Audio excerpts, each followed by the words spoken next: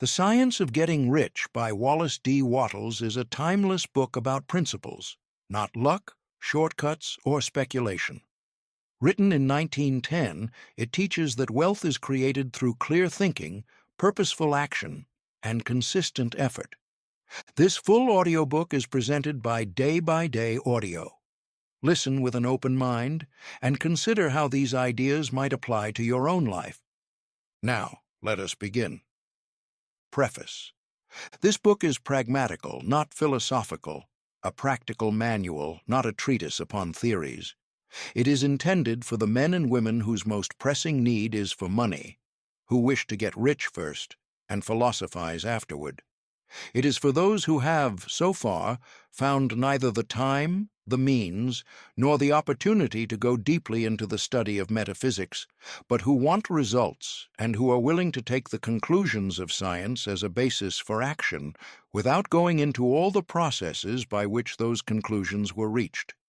It is expected that the reader will take the fundamental statements upon faith, just as he would take statements concerning a law of electrical action if they were promulgated by a Marconi or an Edison, and, taking the statements upon faith, that he will prove their truth by acting upon them without fear or hesitation. Every man or woman who does this will certainly get rich, for the science herein applied is an exact science, and failure is impossible. For the benefit, however, of those who wish to investigate philosophical theories and so secure a logical basis for faith, I will here cite certain authorities. The monistic theory of the universe, the theory that one is all and that all is one, that one substance manifests itself as the seeming many elements of the material world, is of Hindu origin and has been gradually winning its way into the thought of the Western world for 200 years. It is the foundation of all the Oriental philosophies and of those of Descartes, Spinoza, Leibniz, Schopenhauer, Hegel, and Emerson. The reader who would dig to the philosophical foundations is advised to read Hegel and Emerson, and he will do well to read The Eternal News, a very excellent pamphlet published by J. Brown, 300 Cathcart Road, Govanhill, Glasgow, Scotland.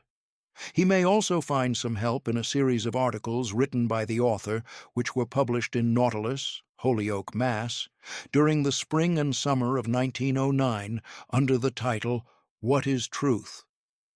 In writing this book, I have sacrificed all other considerations to plainness and simplicity of style so that all might understand. The plan of action laid down herein was deduced from the conclusions of philosophy. It has been thoroughly tested and bears the supreme test of practical experiment. It works. If you wish to know how the conclusions were arrived at, read the writings of the authors mentioned above, and if you wish to reap the fruits of their philosophies in actual practice, read this book and do exactly as it tells you to do. The Author. Chapter 1. The Right to be Rich. Whatever may be said in praise of poverty, the fact remains that it is not possible to live a really complete or successful life unless one is rich. No man can rise to his greatest possible height in talent or soul development unless he has plenty of money. For to unfold the soul and to develop talent, he must have many things to use, and he cannot have these things unless he has money to buy them with. Man develops in mind, soul, and body by making use of things, and society is so organized that man must have money in order to become the possessor of things. Therefore, the basis of all advancement for man must be the science of getting rich.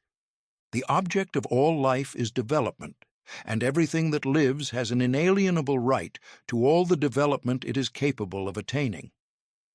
Man's right to life means his right to have the free and unrestricted use of all the things which may be necessary to his fullest mental, spiritual, and physical unfoldment, or, in other words, his right to be rich. In this book, I shall not speak of riches in a figurative way. To be really rich does not mean to be satisfied or contented with a little. No man ought to be satisfied with a little if he is capable of using and enjoying more. The purpose of nature is the advancement and unfoldment of life, and every man should have all that can contribute to the power, elegance, beauty, and richness of life. To be content with less is sinful. The man who owns all he wants for the living of all the life he is capable of living is rich, and no man who has not plenty of money can have all he wants. Life has advanced so far and become so complex that even the most ordinary man or woman requires a great amount of wealth in order to live in a manner that even approaches completeness. Every person naturally wants to become all that he is capable of becoming. This desire to realize innate possibilities is inherent in human nature. We cannot help wanting to be all that we can be. Success in life is becoming what you want to be. You can become what you want to be only by making use of things, and you can have the free use of things only as you become rich enough to buy them. To understand the science of getting rich is therefore the most essential of all knowledge. There is nothing wrong in wanting to get rich. The desire for riches is really the desire for a richer, fuller, and more abundant life, and that desire is praiseworthy. The man who does not desire to live more abundantly is abnormal, and so the man who does not desire to have money enough to buy all he wants is abnormal. There are three motives for which we live. We live for the body, we live for the mind, and we live for the soul. No one of these is better or holier than the other. All are alike desirable, and no one of the three, body, mind, or soul, can live fully if either of the others is cut short of full life and expression. It is not right or noble to live only for the soul and deny mind or body, and it is wrong to live for the intellect and deny body and soul. We are all acquainted with the loathsome consequences of living for the body and denying both mind and soul, and we see that real life means the complete expression of all that man can give forth through body, mind, and soul. Whatever he may say, no man can be really happy or satisfied unless his body is living fully in every function, and unless the same is true of his mind and his soul. Wherever there is unexpressed possibility or function not performed, there is unsatisfied desire. Desire is possibility seeking expression, or function seeking performance. Man cannot live fully in body without good food, comfortable clothing, and warm shelter, and without freedom from excessive toil. Rest and recreation are also necessary to his physical life. He cannot live fully in mind without books and time to study them, without opportunity for travel and observation, or without intellectual companionship. To live fully in mind, he must have intellectual recreations, and must surround himself with all the objects of art and beauty he is capable of using and appreciating.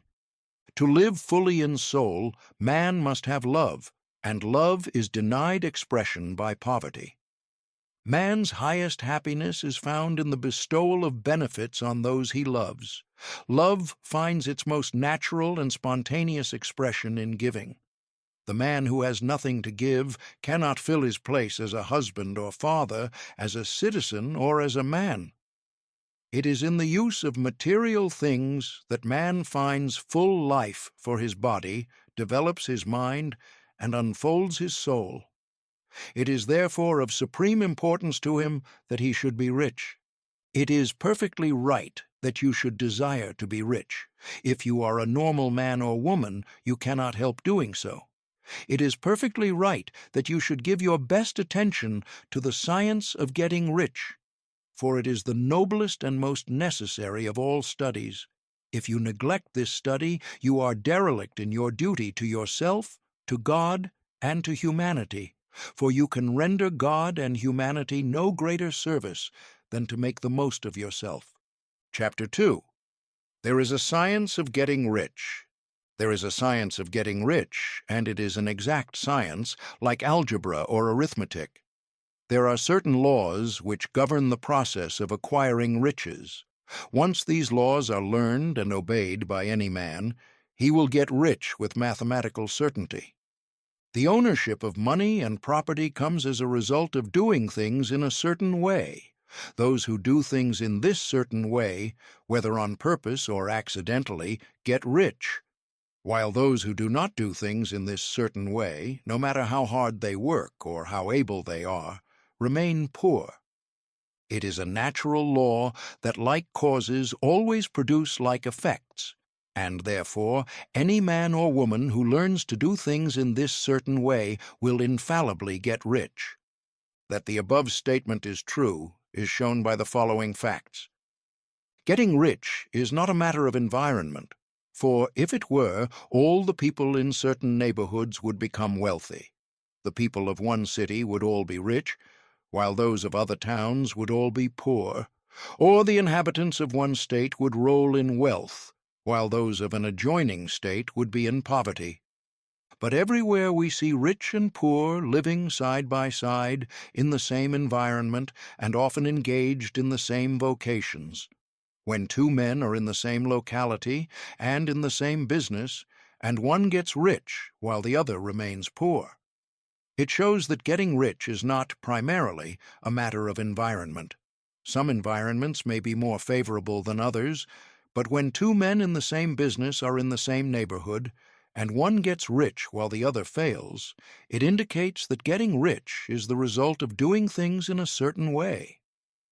And further, the ability to do things in this certain way is not due solely to the possession of talent, for many people who have great talent remain poor, while others who have very little talent get rich.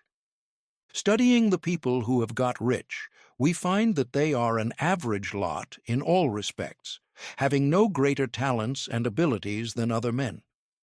It is evident that they do not get rich because they possess talents and abilities that other men have not, but because they happen to do things in a certain way. Getting rich is not the result of saving or thrift. Many very penurious people are poor, while free spenders often get rich. Nor is getting rich due to doing things which others fail to do.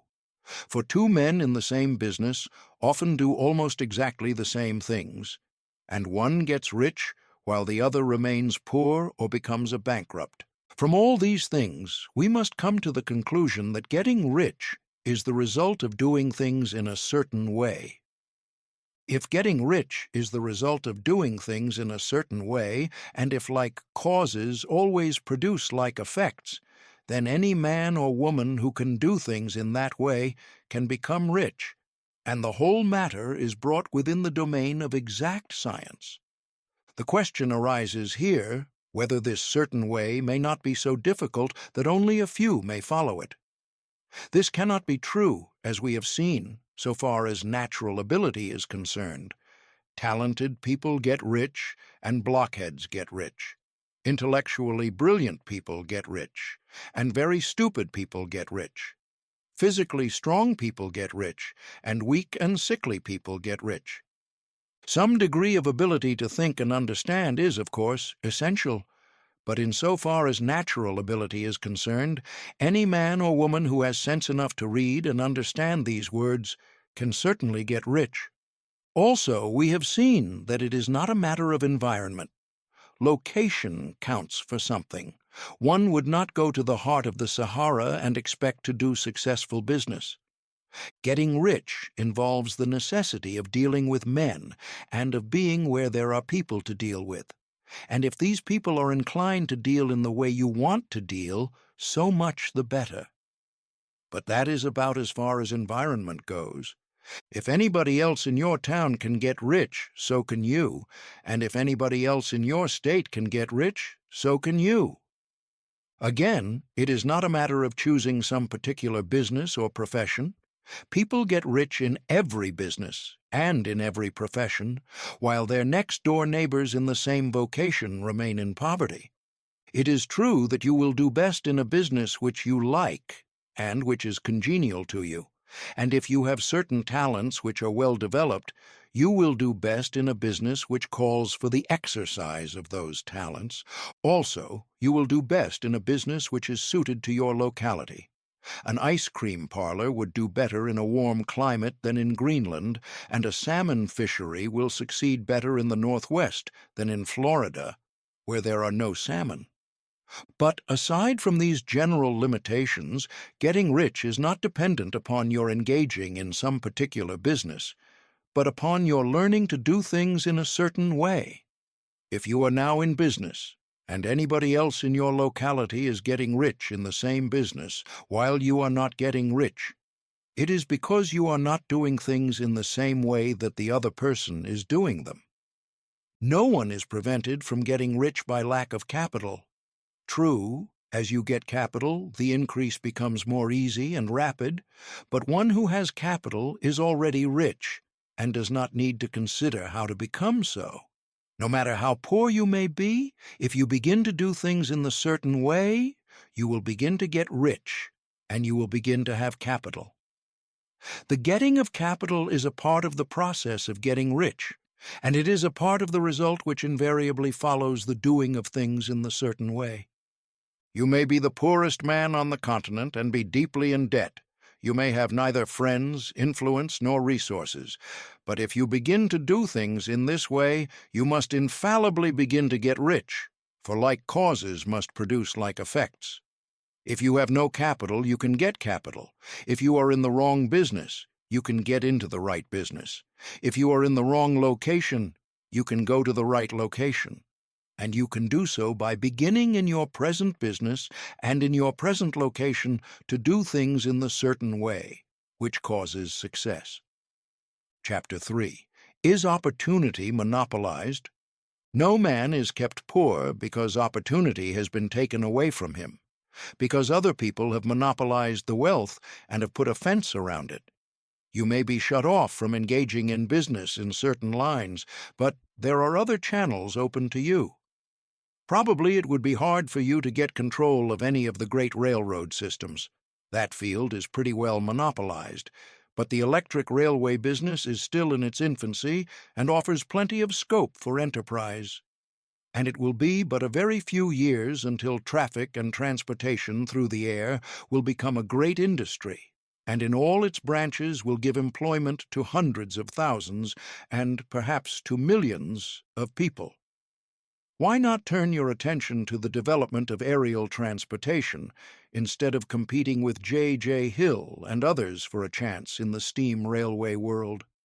It is quite true that if you are a workman in the employ of the Steel Trust, you have very little chance of becoming the owner of the plant in which you work. But it is also true that if you will commence to act in a certain way, you can soon leave the employ of the Steel Trust. You can buy a farm of from 10 to 40 acres and engage in business as a producer of foodstuffs. There is great opportunity at this time for men who will live upon small tracts of land and cultivate the same intensively. Such men will certainly get rich. You may say that it is impossible for you to get the land, but I am going to prove to you that it is not impossible, and that you can certainly get a farm if you will go to work in a certain way. At different periods, the tide of opportunity sets in different directions according to the needs of the whole and the particular stage of social evolution which has been reached.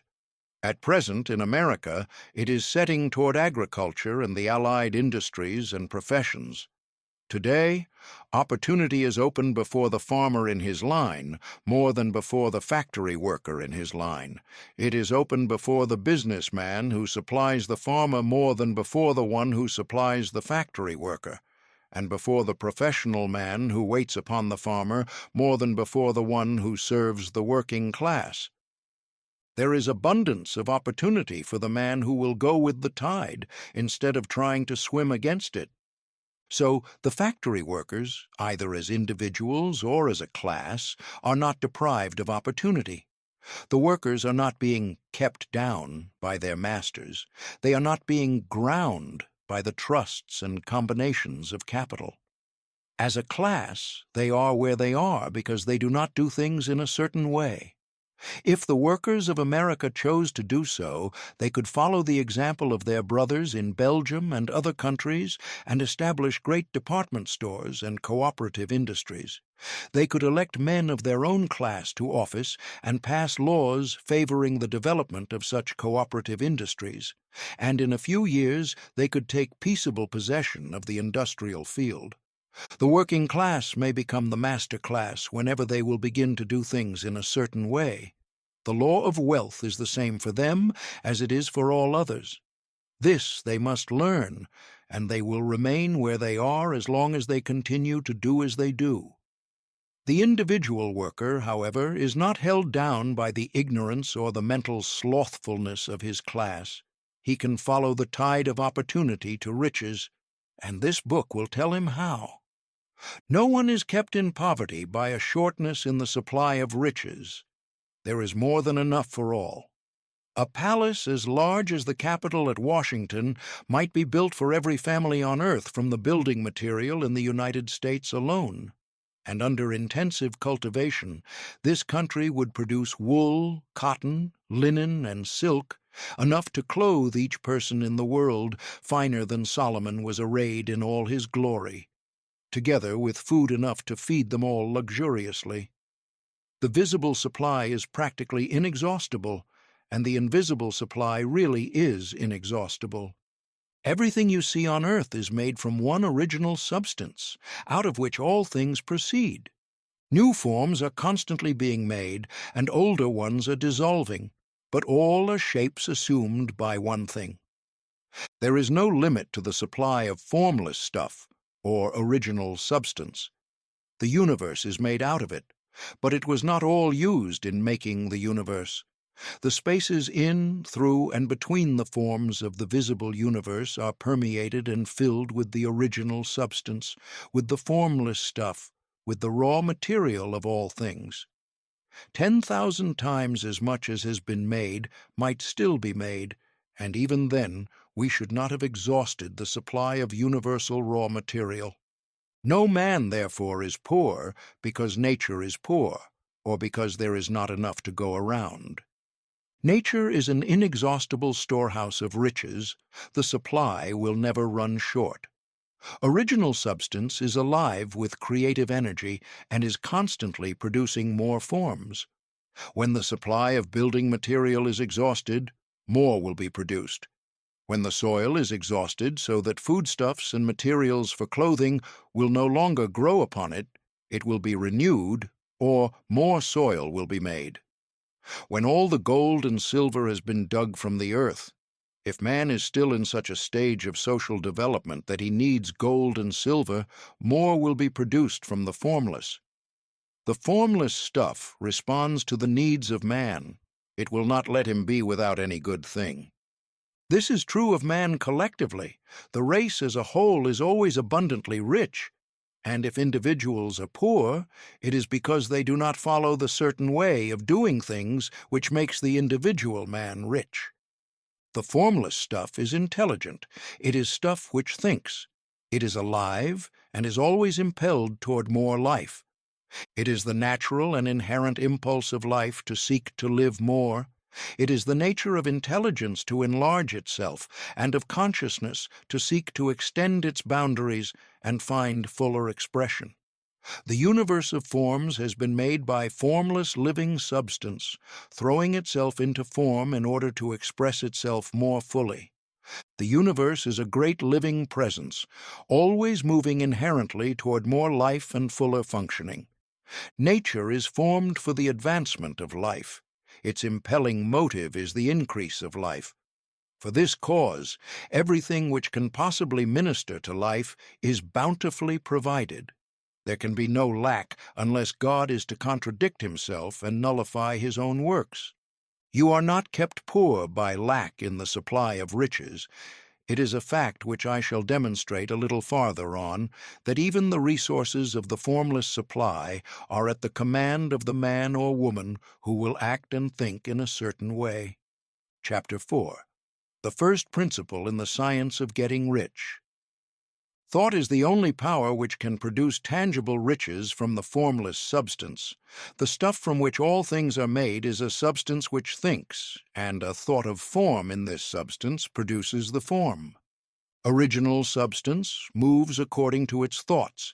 Every form and process you see in nature is the visible expression of a thought in original substance. As the formless stuff thinks of a form, it takes that form. As it thinks of a motion, it makes that motion. That is the way all things were created. We live in a thought world, which is part of a thought universe. The thought of a moving universe extended throughout formless substance, and the thinking stuff, moving according to that thought, took the form of systems of planets and maintains that form. Thinking substance takes the form of its thought and moves according to the thought. Holding the idea of a circling system of suns and worlds, it takes the form of these bodies and moves them as it thinks. Thinking the form of a slow-growing oak tree, it moves accordingly and produces the tree, though centuries may be required to do the work. In creating, the formless seems to move according to the lines of motion it has established. The thought of an oak tree does not cause the instant formation of a full-grown tree, but it does start in motion the forces which will produce the tree along established lines of growth. Every thought of form held in thinking substance causes the creation of the form, but always, or at least generally, along lines of growth and action already established. The thought of a house of a certain construction, if it were impressed upon formless substance, might not cause the instant formation of the house, but it would cause the turning of creative energies already working in trade and commerce into such channels as to result in the speedy building of the house. And if there were no existing channels through which the creative energy could work, then the house would be formed directly from primal substance without waiting for the slow processes of the organic and inorganic world. No thought of form can be impressed upon original substance without causing the creation of the form. Man is a thinking center and can originate thought. All the forms that man fashions with his hands must first exist in his thought. He cannot shape a thing until he has thought that thing. And so far man has confined his efforts wholly to the work of his hands. He has applied manual labor to the world of forms, seeking to change or modify those already existing. He has never thought of trying to cause the creation of new forms by impressing his thoughts upon formless substance. When man has a thought form, he takes material from the forms of nature and makes an image of the form which is in his mind. He has, so far, made little or no effort to cooperate with formless intelligence, to work with the Father. He has not dreamed that he can do what he sees the Father doing. Man reshapes and modifies existing forms by manual labor. He has given no attention to the question whether he may not produce things from formless substance by communicating his thoughts to it. We propose to prove that he may do so, to prove that any man or woman may do so, and to show how. As our first step, we must lay down three fundamental propositions. First, we assert that there is one original formless stuff, or substance, from which all things are made. All the seemingly many elements are but different presentations of one element. All the many forms found in organic and inorganic nature are but different shapes made from the same stuff. And this stuff is thinking stuff. A thought held in it produces the form of the thought. Thought, in thinking substance, produces shapes. Man is a thinking center capable of original thought. If man can communicate his thought to original thinking substance, he can cause the creation or formation of the thing he thinks about. To summarize this, there is a thinking stuff from which all things are made, and which, in its original state, permeates, penetrates, and fills the interspaces of the universe. A thought in this substance produces the thing that is imaged by the thought. Man can form things in his thought, and by impressing his thought upon formless substance, can cause the thing he thinks about to be created. It may be asked if I can prove these statements, and without going into details, I answer that I can do so, both by logic and experience. Reasoning back from the phenomena of form and thought, I come to one original thinking substance. And reasoning forward from this thinking substance, I come to man's power to cause the formation of the thing he thinks about. And by experiment I find the reasoning true, and this is my strongest proof. If one man who reads this book gets rich by doing what it tells him to do, that is evidence in support of my claim. But if every man who does what it tells him to do gets rich, that is positive proof until someone goes through the process and fails. The theory is true until the process fails, and this process will not fail, for every man who does exactly what this book tells him to do will get rich. I have said that men get rich by doing things in a certain way, and in order to do so, men must become able to think in a certain way. A man's way of doing things is the direct result of the way he thinks about things. To do things in the way you want to do them, you will have to acquire the ability to think the way you want to think. This is the first step toward getting rich. To think what you want to think is to think truth, regardless of appearances. Every man has the natural and inherent power to think what he wants to think, but it requires far more effort to do so than it does to think the thoughts which are suggested by appearances. To think according to appearances is easy. To think truth, regardless of appearances, is laborious, and requires the expenditure of more power than any other workman is called upon to perform. There is no labor from which most people shrink, as they do from that of sustained and consecutive thought. It is the hardest work in the world. This is especially true when truth is contrary to appearances. Every appearance in the visible world tends to produce a corresponding form in the mind which observes it, and this can only be prevented by holding the thought of the truth. To look upon the appearance of disease will produce the form of disease in your own mind and ultimately in your body, unless you hold the thought of the truth, which is that there is no disease. It is only an appearance, and the reality is health. To look upon the appearances of poverty will produce corresponding forms in your own mind, unless you hold to the truth that there is no poverty, there is only abundance. To think health when surrounded by the appearances of disease, or to think riches when in the midst of appearances of poverty, requires power. But he who acquires this power becomes a master mind. He can conquer fate. He can have what he wants. This power can only be acquired by getting hold of the basic fact which is behind all appearances, and that fact is that there is one thinking substance from which and by which all things are made. Then we must grasp the truth that every thought held in this substance becomes a form, and that man can so impress his thoughts upon it as to cause them to take form and become visible things. When we realize this, we lose all doubt and fear, for we know that we can create what we want to create. We can get what we want to have, and can become what we want to be. As a first step toward getting rich, you must believe the three fundamental statements given previously in this chapter, and in order to emphasize them, I repeat them here.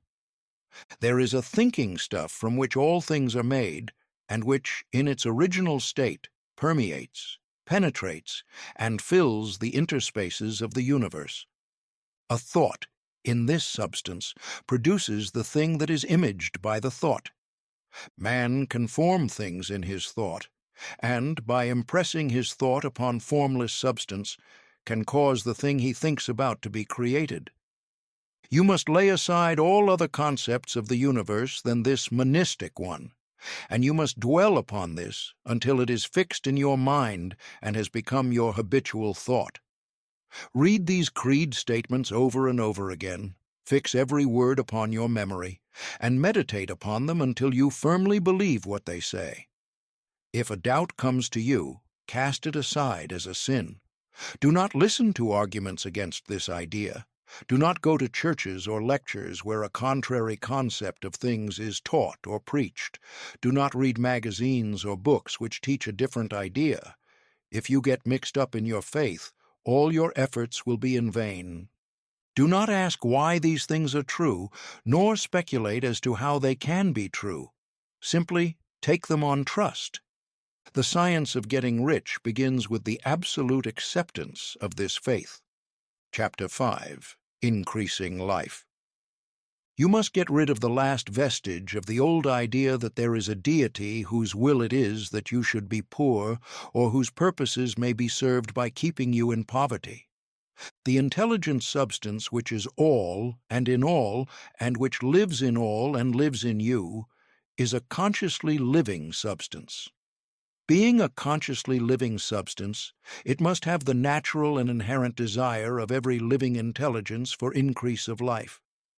Every living thing must continually seek for the enlargement of its life, because life, in the mere act of living, must increase itself. A seed, dropped into the ground, springs into activity, and in the act of living produces 100 more seeds. Life, by living, multiplies itself. It is forever becoming more.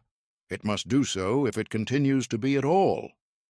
Intelligence is under this same necessity for continuous increase.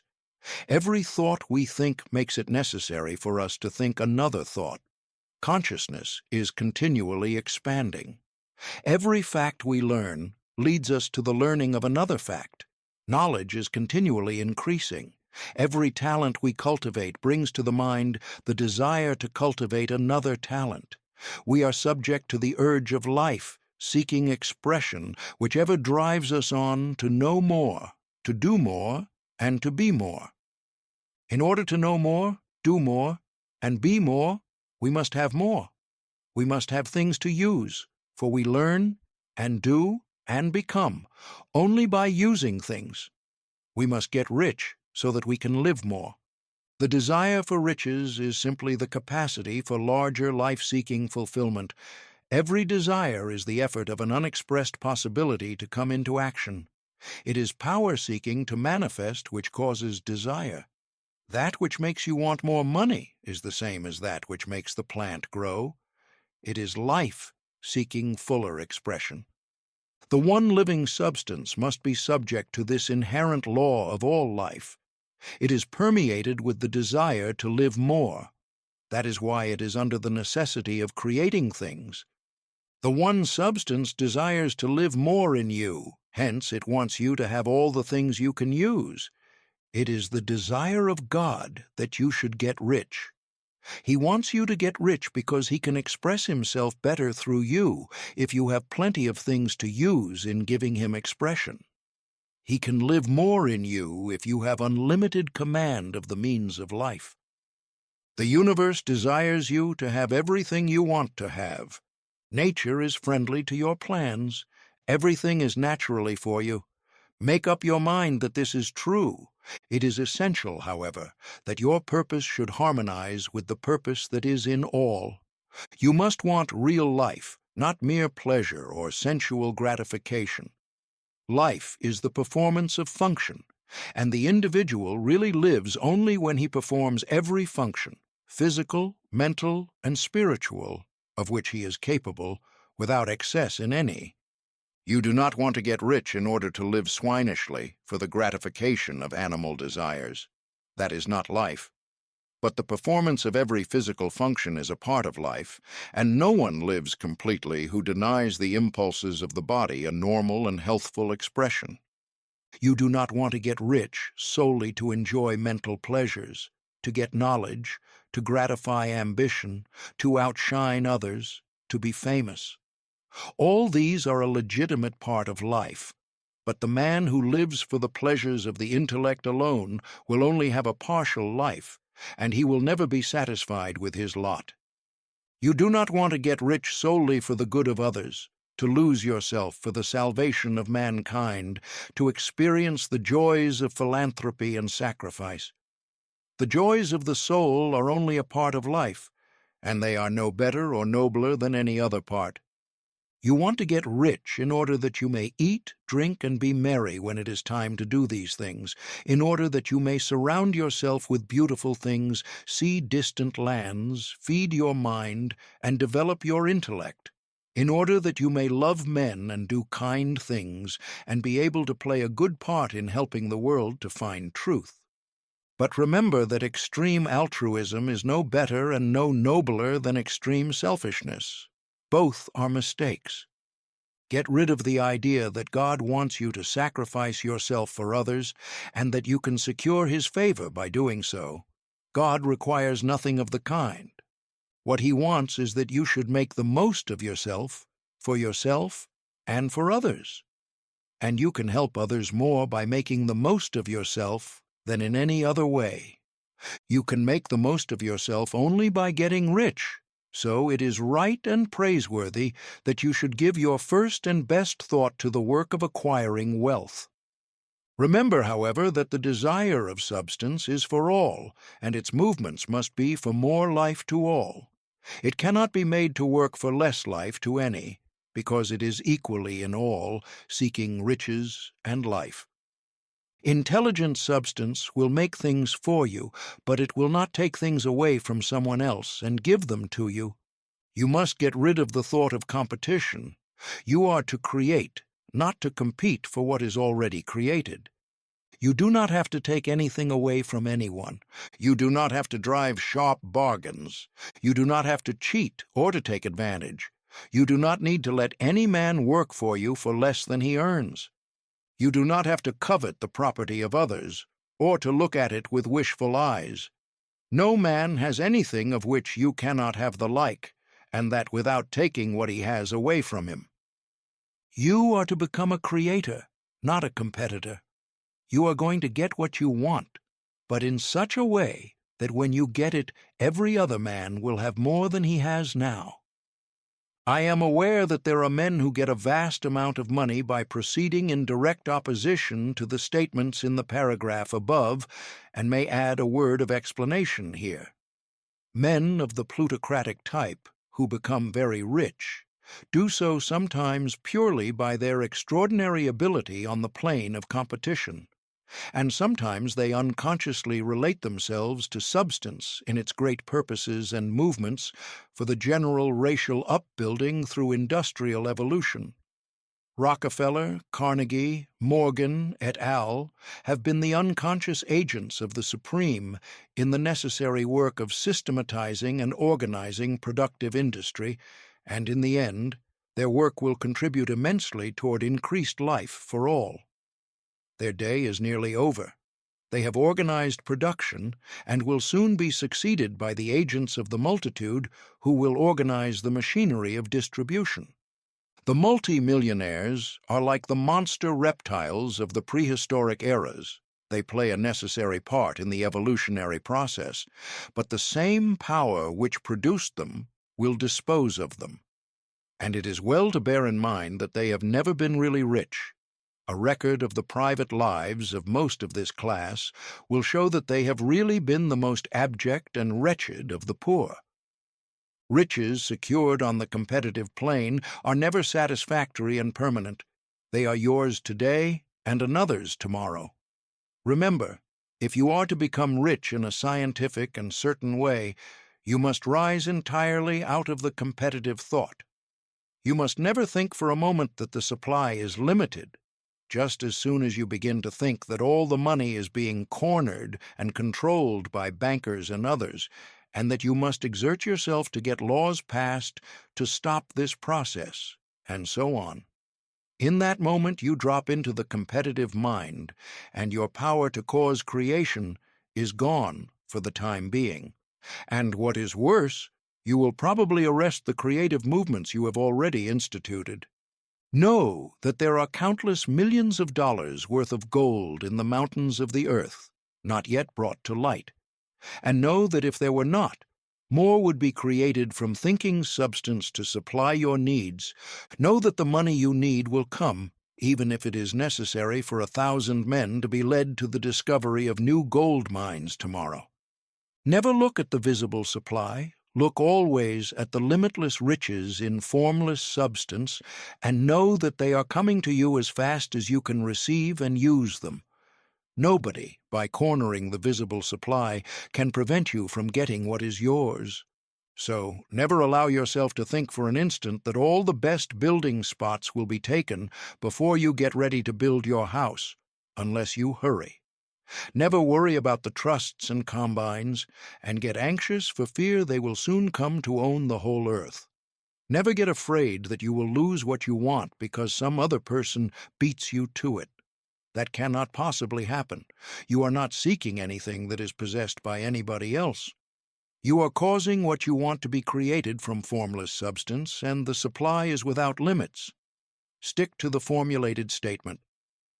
There is a thinking stuff from which all things are made, and which, in its original state, permeates, penetrates, and fills the interspaces of the universe.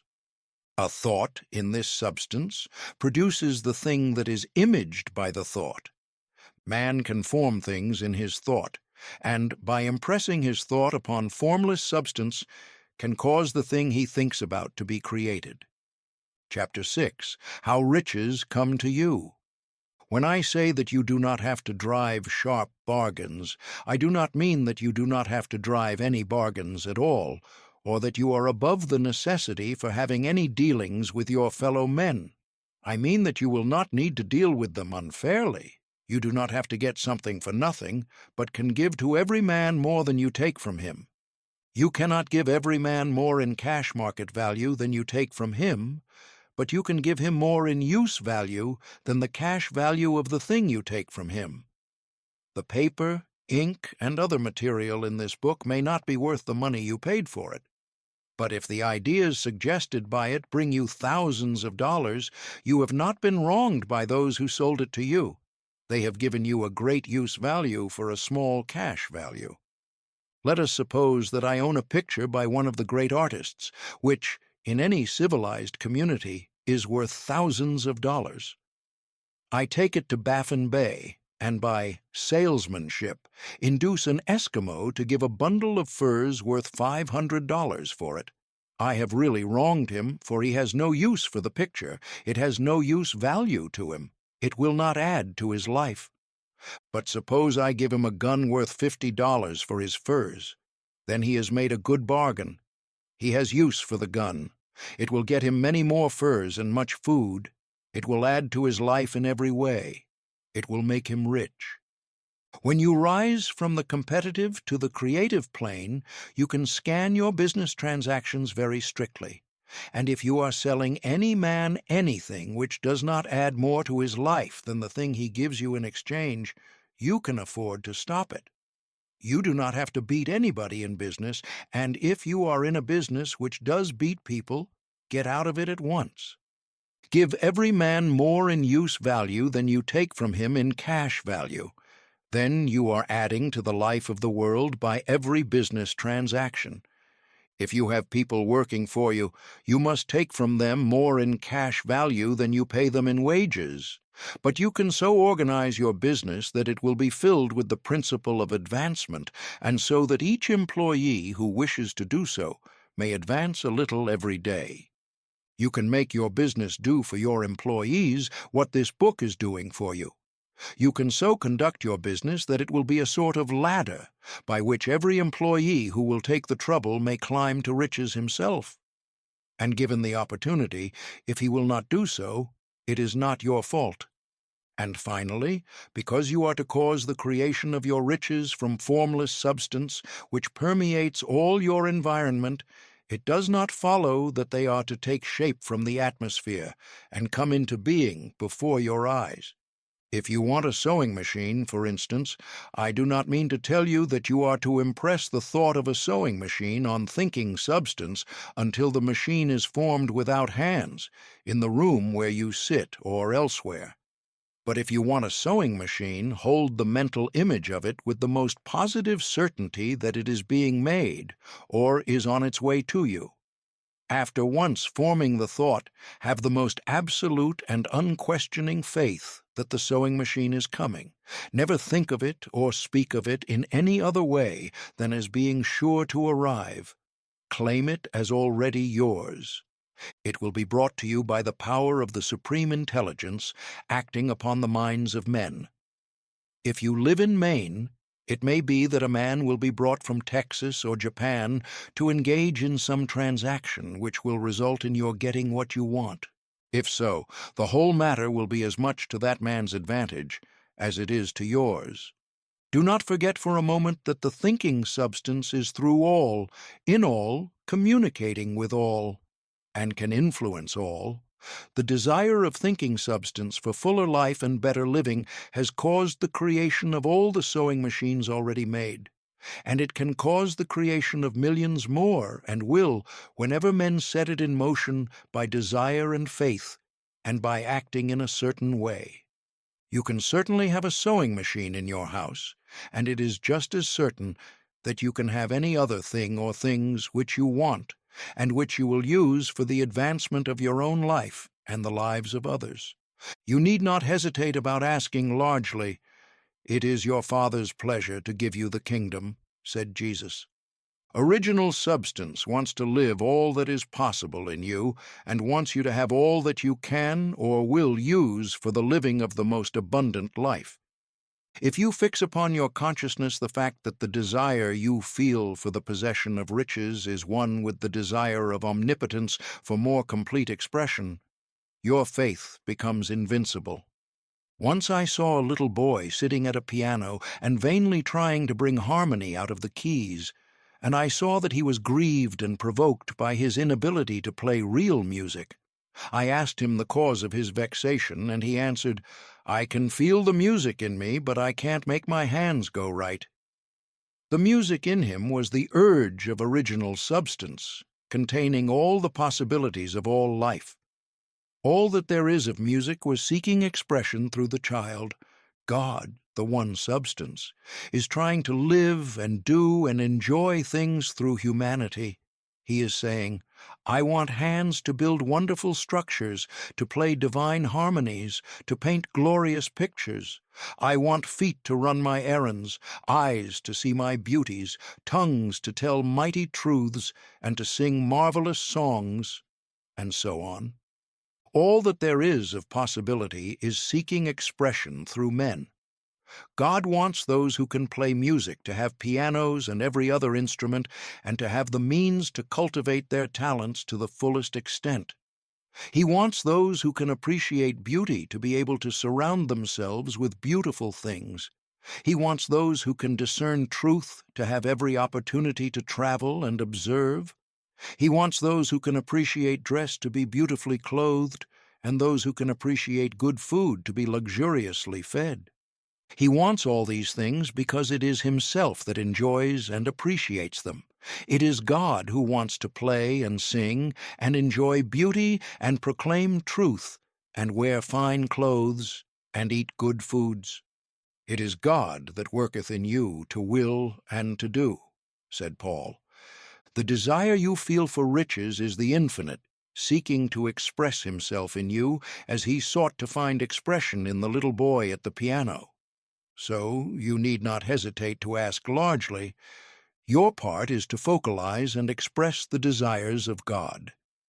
This is a difficult point with most people. They retain something of the old idea that poverty and self-sacrifice are pleasing to God. They look upon poverty as a part of the plan, a necessity of nature. They have the idea that God has finished his work and made all that he can make, and that the majority of men must stay poor because there is not enough to go around. They hold to so much of this erroneous thought that they feel ashamed to ask for wealth. They try not to want more than a very modest competence, just enough to make them fairly comfortable. I recall now the case of one student who was told that he must get in mind a clear picture of the things he desired so that the creative thought of them might be impressed on formless substance. He was a very poor man, living in a rented house, and having only what he earned from day to day, and he could not grasp the fact that all wealth was his.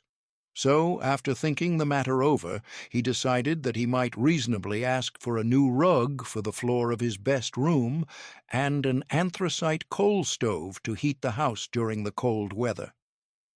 Following the instructions given in this book, he obtained these things in a few months, and then it dawned upon him that he had not asked enough. He went through the house in which he lived and planned all the improvements he would like to make in it. He mentally added a bay window here and a room there until it was complete in his mind as his ideal home. And then he planned its furnishings. Holding the whole picture in his mind, he began living in the certain way and moving toward what he wanted. And he owns the house now and is rebuilding it after the form of his mental image. And now, with still larger faith, he is going on to get greater things. It has been unto him according to his faith, and it is so with you and with all of us. Chapter 7. Gratitude. The illustrations given in the last chapter will have conveyed to the reader the fact that the first step toward getting rich is to convey the idea of your wants to the formless substance.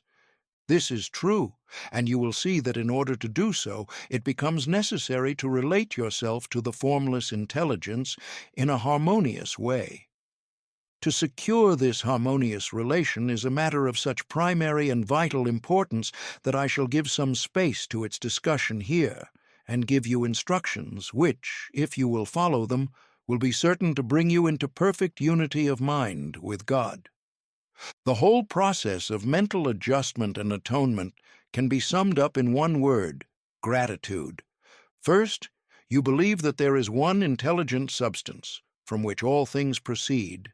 Second, you believe that this substance gives you everything you desire. And third, you relate yourself to it by a feeling of deep and profound gratitude. Many people who order their lives rightly in all other ways are kept in poverty by their lack of gratitude. Having received one gift from God, they cut the wires which connect them with Him by failing to make acknowledgement. It is easy to understand that the nearer we live to the source of wealth, the more wealth we shall receive. And it is easy also to understand that the soul that is always grateful lives in closer touch with God than the one which never looks to Him in thankful acknowledgement. The more gratefully we fix our minds on the Supreme when good things come to us, the more good things we will receive, and the more rapidly they will come. And the reason simply is that the mental attitude of gratitude draws the mind into closer touch with the source from which the blessings come. If it is a new thought to you that gratitude brings your whole mind into closer harmony with the creative energies of the universe, consider it well, and you will see that it is true. The good things you already have come to you along the line of obedience to certain laws. Gratitude will lead your mind out along the ways by which things come, and it will keep you in close harmony with creative thought and prevent you from falling into competitive thought. Gratitude alone can keep you looking toward the all and prevent you from falling into the error of thinking of the supply as limited, and to do that would be fatal to your hopes. There is a law of gratitude, and it is absolutely necessary that you should observe the law if you are to get the results you seek. The law of gratitude is the natural principle that action and reaction are always equal and in opposite directions. The grateful outreaching of your mind in thankful praise to the Supreme is a liberation or expenditure of force. It cannot fail to reach that to which it is addressed, and the reaction is an instantaneous movement toward you. Draw nigh unto God, and He will draw nigh unto you. That is a statement of psychological truth, and if your gratitude is strong and constant, the reaction in formless substance will be strong and continuous. The movement of the things you want will be always toward you. Notice the grateful attitude that Jesus took, how He always seems to be saying, "I thank Thee, Father, that Thou hearest me." You cannot exercise much power without gratitude, for it is gratitude that keeps you connected with power. But the value of gratitude does not consist solely in getting you more blessings in the future. Without gratitude, you cannot long keep from dissatisfied thought regarding things as they are. The moment you permit your mind to dwell with dissatisfaction upon things as they are, you begin to lose ground.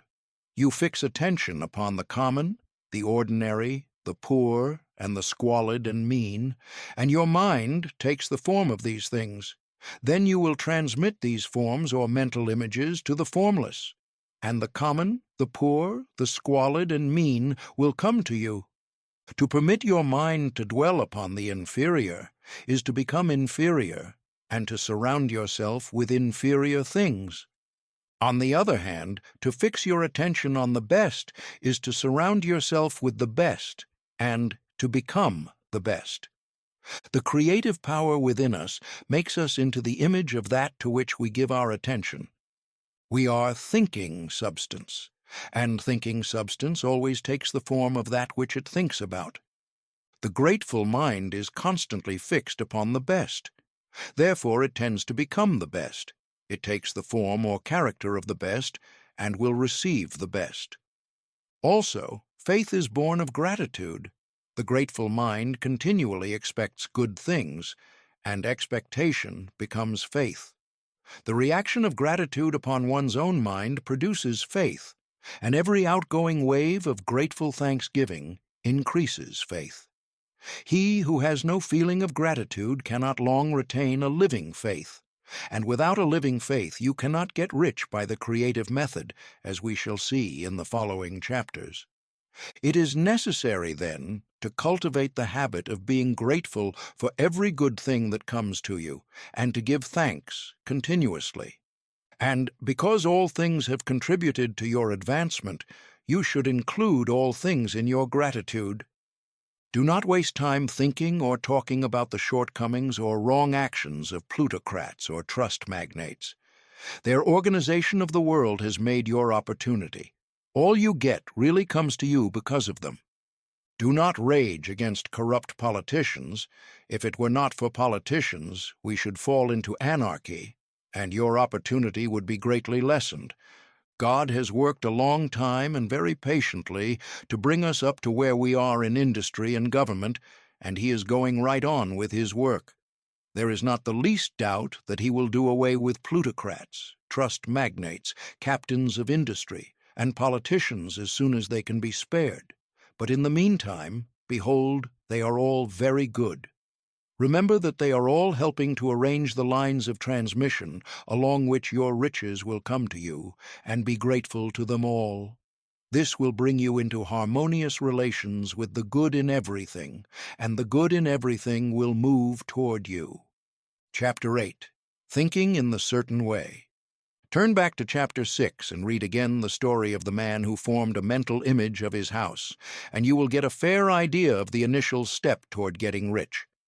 You must form a clear and definite mental picture of what you want. You cannot transmit an idea unless you have it yourself.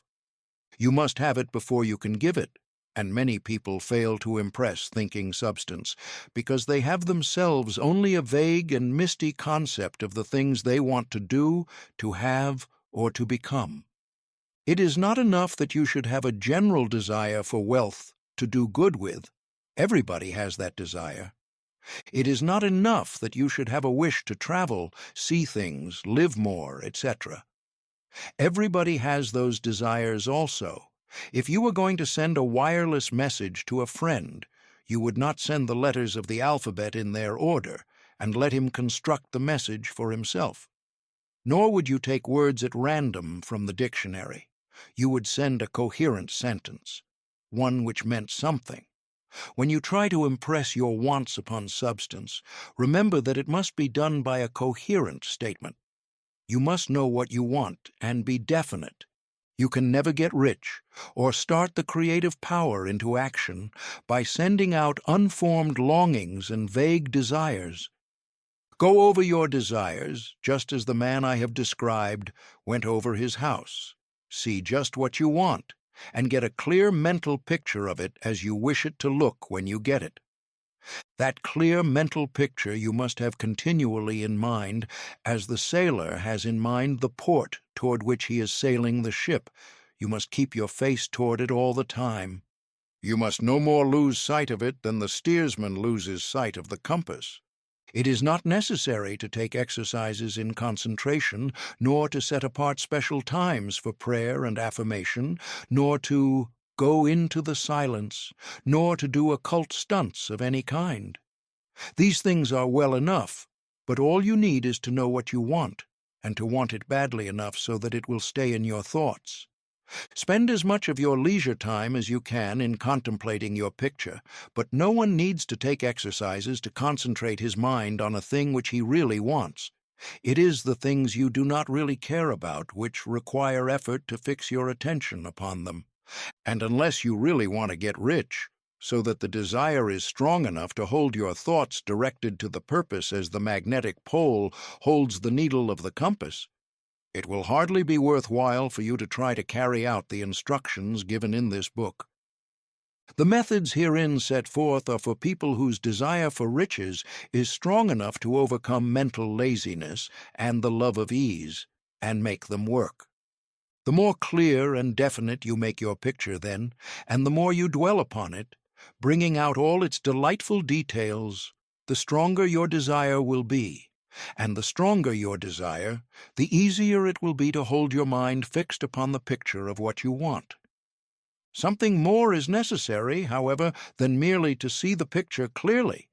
If that is all you do, you are only a dreamer and will have little or no power for accomplishment. Behind your clear vision must be the purpose to realize it, to bring it out in tangible expression. And behind this purpose must be an invincible and unwavering faith that the thing is already yours, that it is at hand, and you have only to take possession of it. Live in the new house, mentally, until it takes form around you physically. In the mental realm, enter at once into full enjoyment of the things you want. Whatsoever things ye ask for when ye pray, believe that ye receive them, and ye shall have them, said Jesus. See the things you want as if they were actually around you all the time. See yourself as owning and using them. Make use of them in imagination, just as you will use them when they are your tangible possessions. Dwell upon your mental picture until it is clear and distinct, and then take the mental attitude of ownership toward everything in that picture. Take possession of it in mind in the full faith that it is actually yours. Hold to this mental ownership. Do not waver for an instant in the faith that it is real. And remember what was said in a preceding chapter about gratitude. Be as thankful for it all the time as you expect to be when it has taken form. The man who can sincerely thank God for the things which, as yet he owns only in imagination, has real faith. He will get rich. He will cause the creation of whatsoever he wants. You do not need to pray repeatedly for the things you want. It is not necessary to tell God about it every day. Use not vain repetitions as the heathen do, said Jesus to his pupils, for your Father knoweth that ye have need of these things before ye ask him. Your part is to intelligently formulate your desire for the things which make for a larger life, and to get these desires arranged into a coherent whole, and then to impress this whole desire upon the formless substance which has the power and the will to bring you what you want. You do not make this impression by repeating strings of words. You make it by holding the vision with unshakable purpose to attain it, and with steadfast faith that you do attain it. The answer to prayer is not according to your faith while you are talking, but according to your faith while you are working. You cannot impress the mind of God by having a special Sabbath day set apart to tell him what you want, and then forgetting him during the rest of the week. You cannot impress him by having special hours to go into your closet and pray, if you then dismiss the matter from your mind until the hour of prayer comes again. Oral prayer is well enough, and has its effect, especially upon yourself, in clarifying your vision and strengthening your faith. But it is not your oral petitions which get you what you want. In order to get rich, you do not need a sweet hour of prayer. You need to pray without ceasing. And by prayer, I mean holding steadily to your vision with the purpose to cause its creation into solid form, and the faith that you are doing so. Believe that ye receive them. The whole matter turns on receiving, once you have clearly formed your vision. When you have formed it, it is well to make an oral statement, addressing the Supreme in reverent prayer. And from that moment you must, in mind, receive what you ask for. Live in the new house, wear the fine clothes, ride in the automobile, go on the journey, and confidently plan for greater journeys.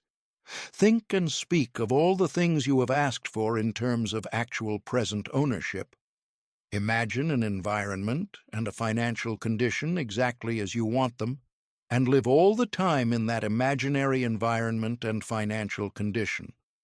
Mind, however, that you do not do this as a mere dreamer and castle builder.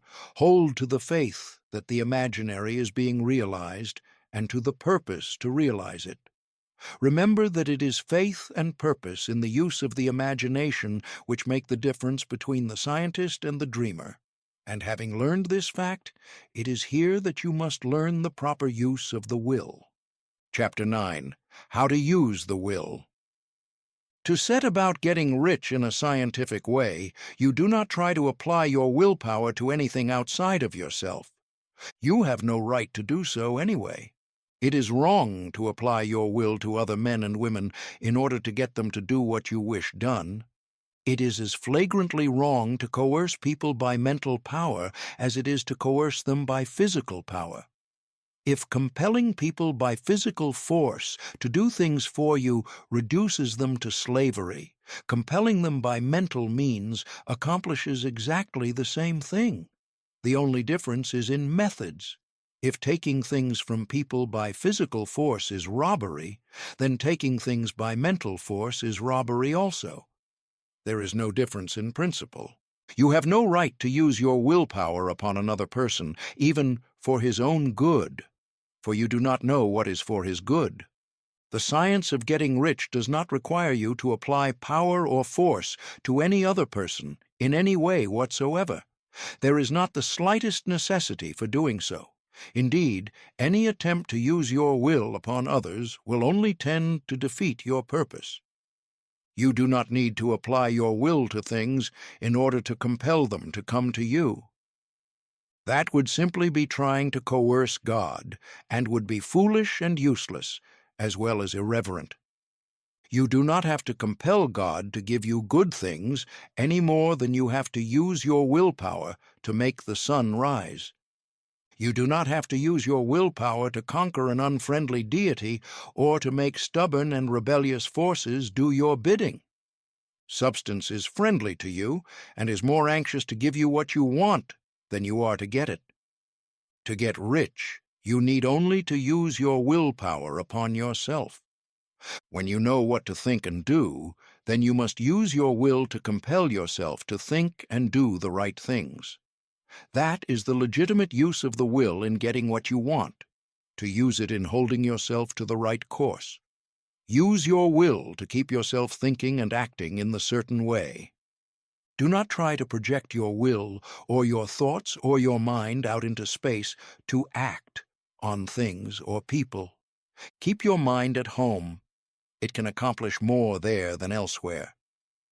Use your mind to form a mental image of what you want, and to hold that vision with faith and purpose, and use your will to keep your mind working in the right way. The more steady and continuous your faith and purpose, the more rapidly you will get rich, because you will make only positive impressions upon substance, and you will not neutralize or offset them by negative impressions. The picture of your desires, held with faith and purpose, is taken up by the formless, and permeates it to great distances throughout the universe, for all I know. As this impression spreads, all things are set moving toward its realization. Every living thing, every inanimate thing, and the things yet uncreated are stirred toward bringing into being that which you want. All force begins to be exerted in that direction. All things begin to move toward you. The minds of people everywhere are influenced toward doing the things necessary to the fulfilling of your desires, and they work for you unconsciously. But you can check all this by starting a negative impression in the formless substance. Doubt or unbelief is as certain to start a movement away from you as faith and purpose are to start one toward you. It is by not understanding this that most people who try to make use of mental science in getting rich make their failure. Every hour and moment you spend in giving heed to doubts and fears, every hour you spend in worry, every hour in which your soul is possessed by unbelief, sets a current away from you in the whole domain of intelligent substance. All the promises are unto them that believe, and unto them only. Notice how insistent Jesus was upon this point of belief, and now you know the reason why. Since belief is all-important, it behooves you to guard your thoughts, and as your beliefs will be shaped to a very great extent by the things you observe and think about, it is important that you should command your attention. And here, the will comes into use, for it is by your will that you determine upon what things your attention shall be fixed. If you want to become rich, you must not make a study of poverty. Things are not brought into being by thinking about their opposites. Health is never to be attained by studying disease and thinking about disease. Righteousness is not to be promoted by studying sin and thinking about sin, and no one ever got rich by studying poverty and thinking about poverty. Medicine as a science of disease has increased disease. Religion as a science of sin has promoted sin, and economics as a study of poverty will fill the world with wretchedness and want. Do not talk about poverty. Do not investigate it or concern yourself with it. Never mind what its causes are. You have nothing to do with them. What concerns you is the cure. Do not spend your time in charitable work or charity movements. All charity only tends to perpetuate the wretchedness it aims to eradicate. I do not say that you should be hard-hearted or unkind and refuse to hear the cry of need, but you must not try to eradicate poverty in any of the conventional ways. Put poverty behind you, and put all that pertains to it behind you, and make good. Get rich. That is the best way you can help the poor. And you cannot hold the mental image which is to make you rich if you fill your mind with pictures of poverty. Do not read books or papers which give circumstantial accounts of the wretchedness of the tenement dwellers, of the horrors of child labor, and so on. Do not read anything which fills your mind with gloomy images of want and suffering. You cannot help the poor in the least by knowing about these things, and the widespread knowledge of them does not tend at all to do away with poverty. What tends to do away with poverty is not the getting of pictures of poverty into your mind, but getting pictures of wealth into the minds of the poor. You are not deserting the poor in their misery when you refuse to allow your mind to be filled with pictures of that misery. Poverty can be done away with, not by increasing the number of well-to-do people who think about poverty, but by increasing the number of poor people who propose with faith to get rich. The poor do not need charity. They need inspiration. Charity only sends them a loaf of bread to keep them alive in their wretchedness, or gives them an entertainment to make them forget for an hour or two. But inspiration will cause them to rise out of their misery. If you want to help the poor, demonstrate to them that they can become rich. Prove it by getting rich yourself. The only way in which poverty will ever be banished from this world is by getting a large and constantly increasing number of people to practice the teachings of this book. People must be taught to become rich by creation, not by competition. Every man who becomes rich by competition throws down behind him the ladder by which he rises and keeps others down. But every man who gets rich by creation opens a way for thousands to follow him and inspires them to do so. You are not showing hardness of heart or an unfeeling disposition when you refuse to pity poverty, see poverty, read about poverty, or think or talk about it, or to listen to those who do talk about it. Use your willpower to keep your mind off the subject of poverty, and to keep it fixed with faith and purpose on the vision of what you want. Chapter 10. Further Use of the Will. You cannot retain a true and clear vision of wealth if you are constantly turning your attention to opposing pictures, whether they be external or imaginary. Do not tell of your past troubles of a financial nature, if you have had them. Do not think of them at all. Do not tell of the poverty of your parents or the hardships of your early life. To do any of these things is to mentally class yourself with the poor for the time being, and it will certainly check the movement of things in your direction. Let the dead bury their dead, as Jesus said. Put poverty and all things that pertain to poverty completely behind you. You have accepted a certain theory of the universe as being correct and are resting all your hopes of happiness on its being correct. And what can you gain by giving heed to conflicting theories? Do not read religious books which tell you that the world is soon coming to an end, and do not read the writings of muckrakers and pessimistic philosophers who tell you that it is going to the devil. The world is not going to the devil. It is going to God. It is a wonderful becoming. True, there may be a good many things in existing conditions which are disagreeable, but what is the use of studying them when they are certainly passing away, and when the study of them only tends to check their passing and keep them with us? Why give time and attention to things which are being removed by evolutionary growth, when you can hasten their removal only by promoting the evolutionary growth as far as your part of it goes? No matter how horrible in seeming may be the conditions in certain countries, sections, or places, you waste your time and destroy your own chances by considering them.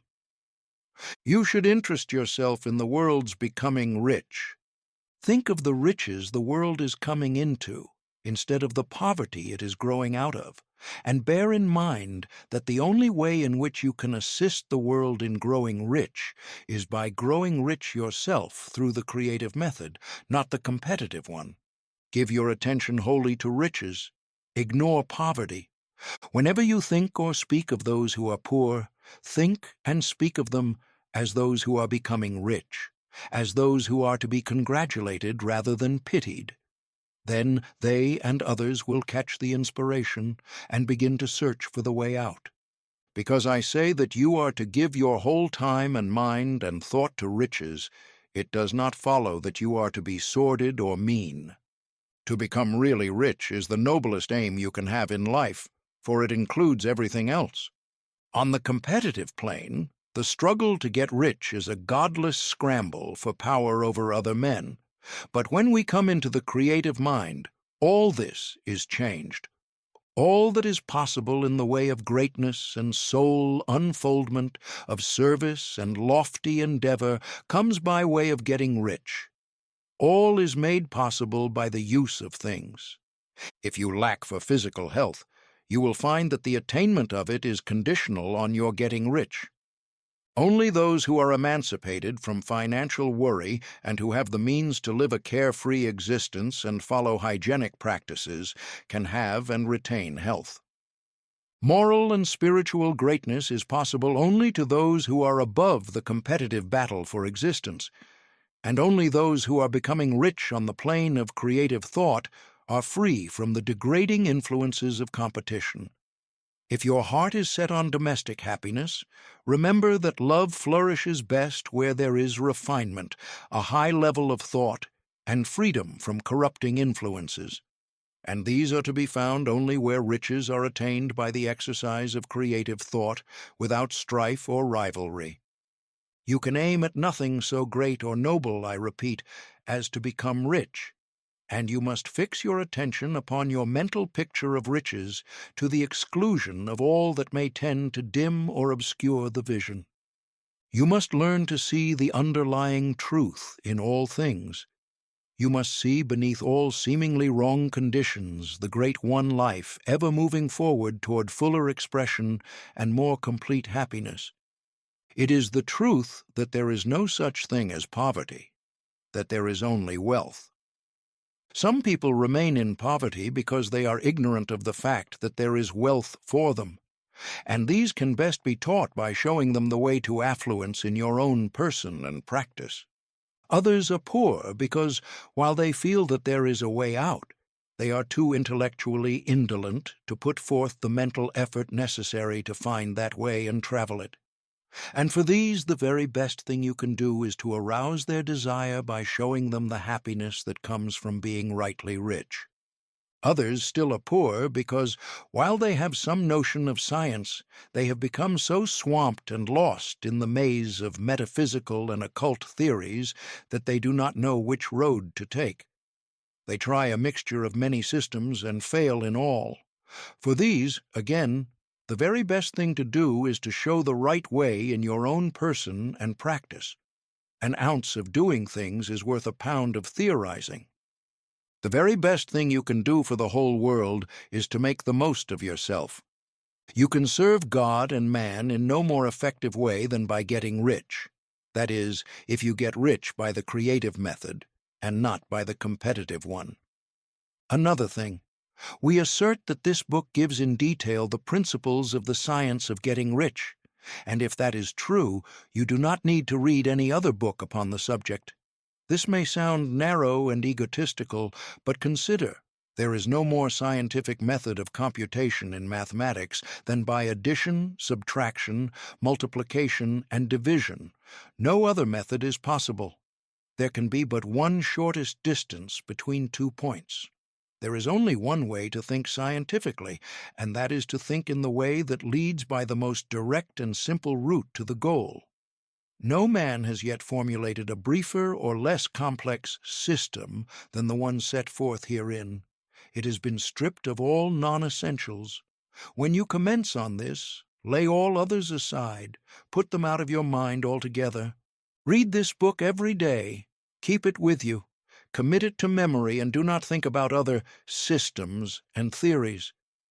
If you do, you will begin to have doubts and to be uncertain and wavering in your thought, and then you will begin to make failures. After you have made good and become rich, you may study other systems as much as you please. But until you are quite sure that you have gained what you want, do not read anything on this line but this book, unless it be the authors mentioned in the preface. And read only the most optimistic comments on the world's news, those in harmony with your picture. Also, postpone your investigations into the occult.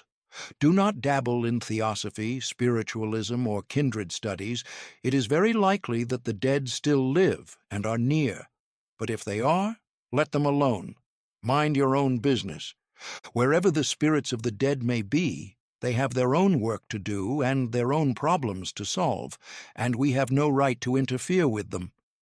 We cannot help them, and it is very doubtful whether they can help us or whether we have any right to trespass upon their time if they can.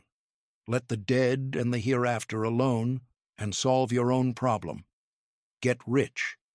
If you begin to mix with the occult, you will start mental cross-currents which will surely bring your hopes to shipwreck. Now, this and the preceding chapters have brought us to the following statement of basic facts. There is a thinking stuff from which all things are made, and which, in its original state, permeates, penetrates, and fills the interspaces of the universe. A thought, in this substance, produces the thing that is imaged by the thought. Man can form things in his thought, and, by impressing his thought upon formless substance, can cause the thing he thinks about to be created. In order to do this, man must pass from the competitive to the creative mind. He must form a clear mental picture of the things he wants, and hold this picture in his thoughts with the fixed purpose to get what he wants, and the unwavering faith that he does get what he wants, closing his mind against all that may tend to shake his purpose, dim his vision, or quench his faith. And in addition to all this, we shall now see that he must live and act in a certain way. Chapter 11, Acting in the Certain Way. Thought is the creative power, or the impelling force which causes the creative power to act.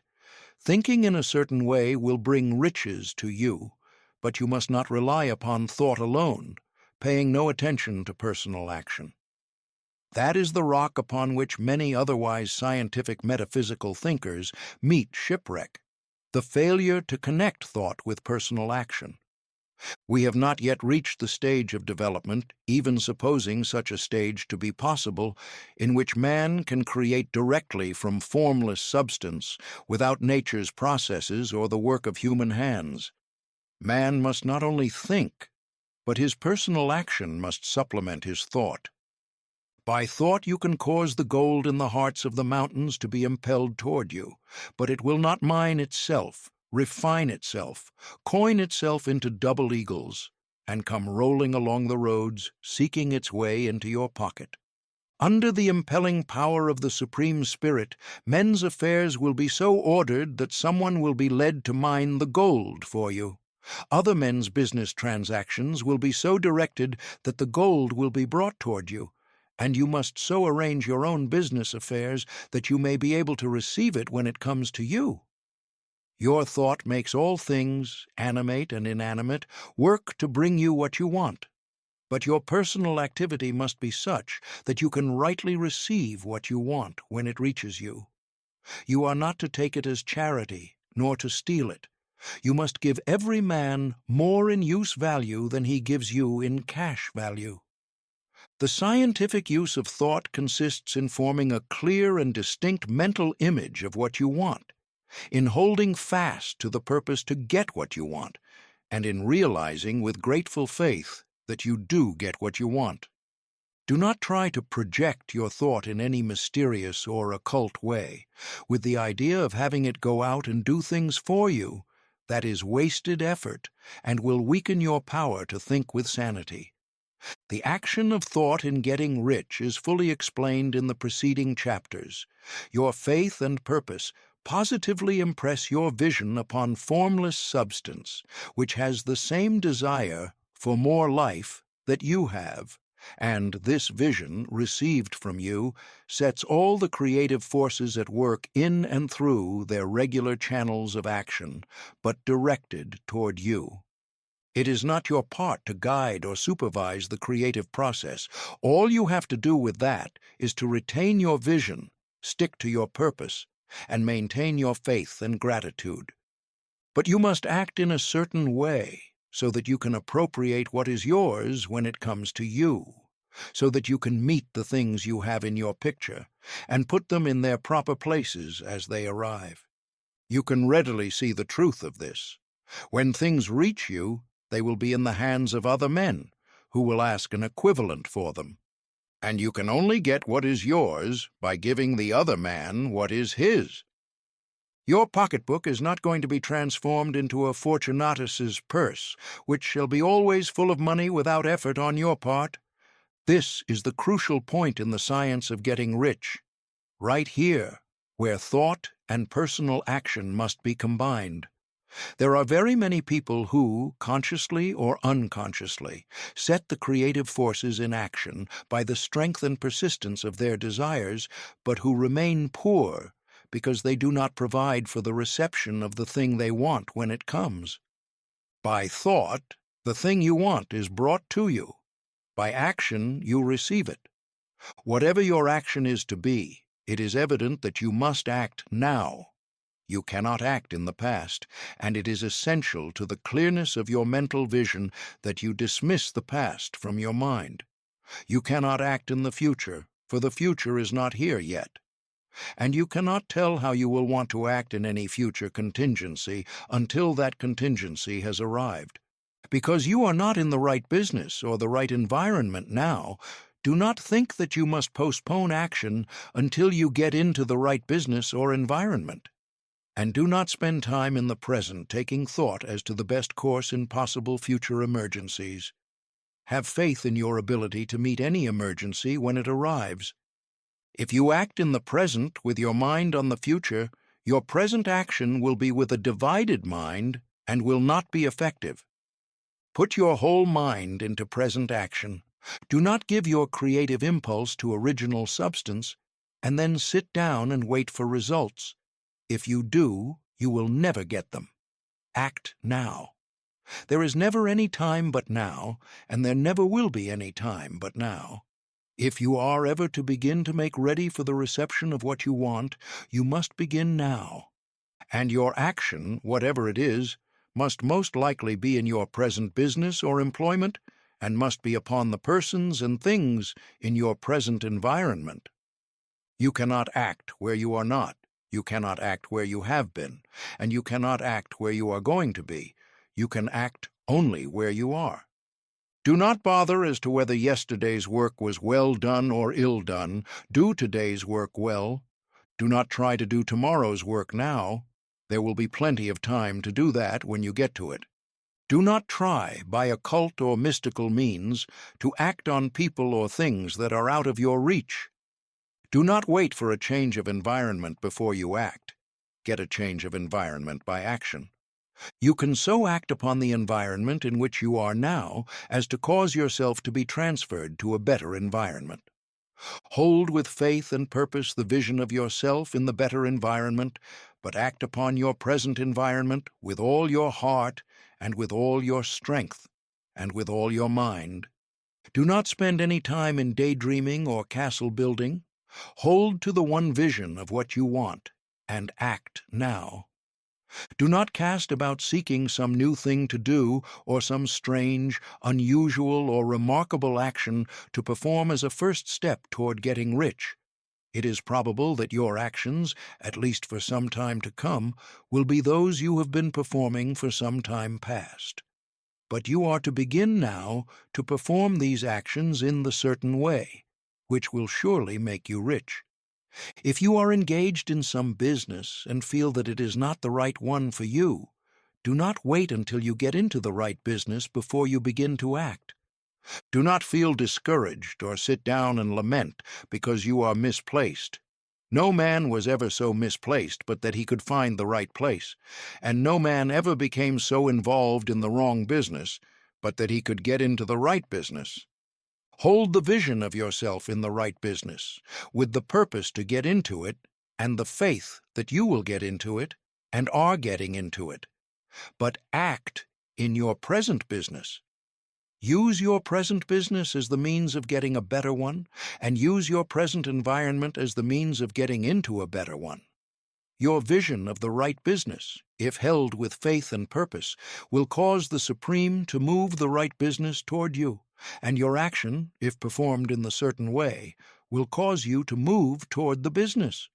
If you are an employee or wage earner and feel that you must change places in order to get what you want, do not project your thought into space and rely upon it to get you another job. It will probably fail to do so. Hold the vision of yourself in the job you want while you act with faith and purpose on the job you have, and you will certainly get the job you want.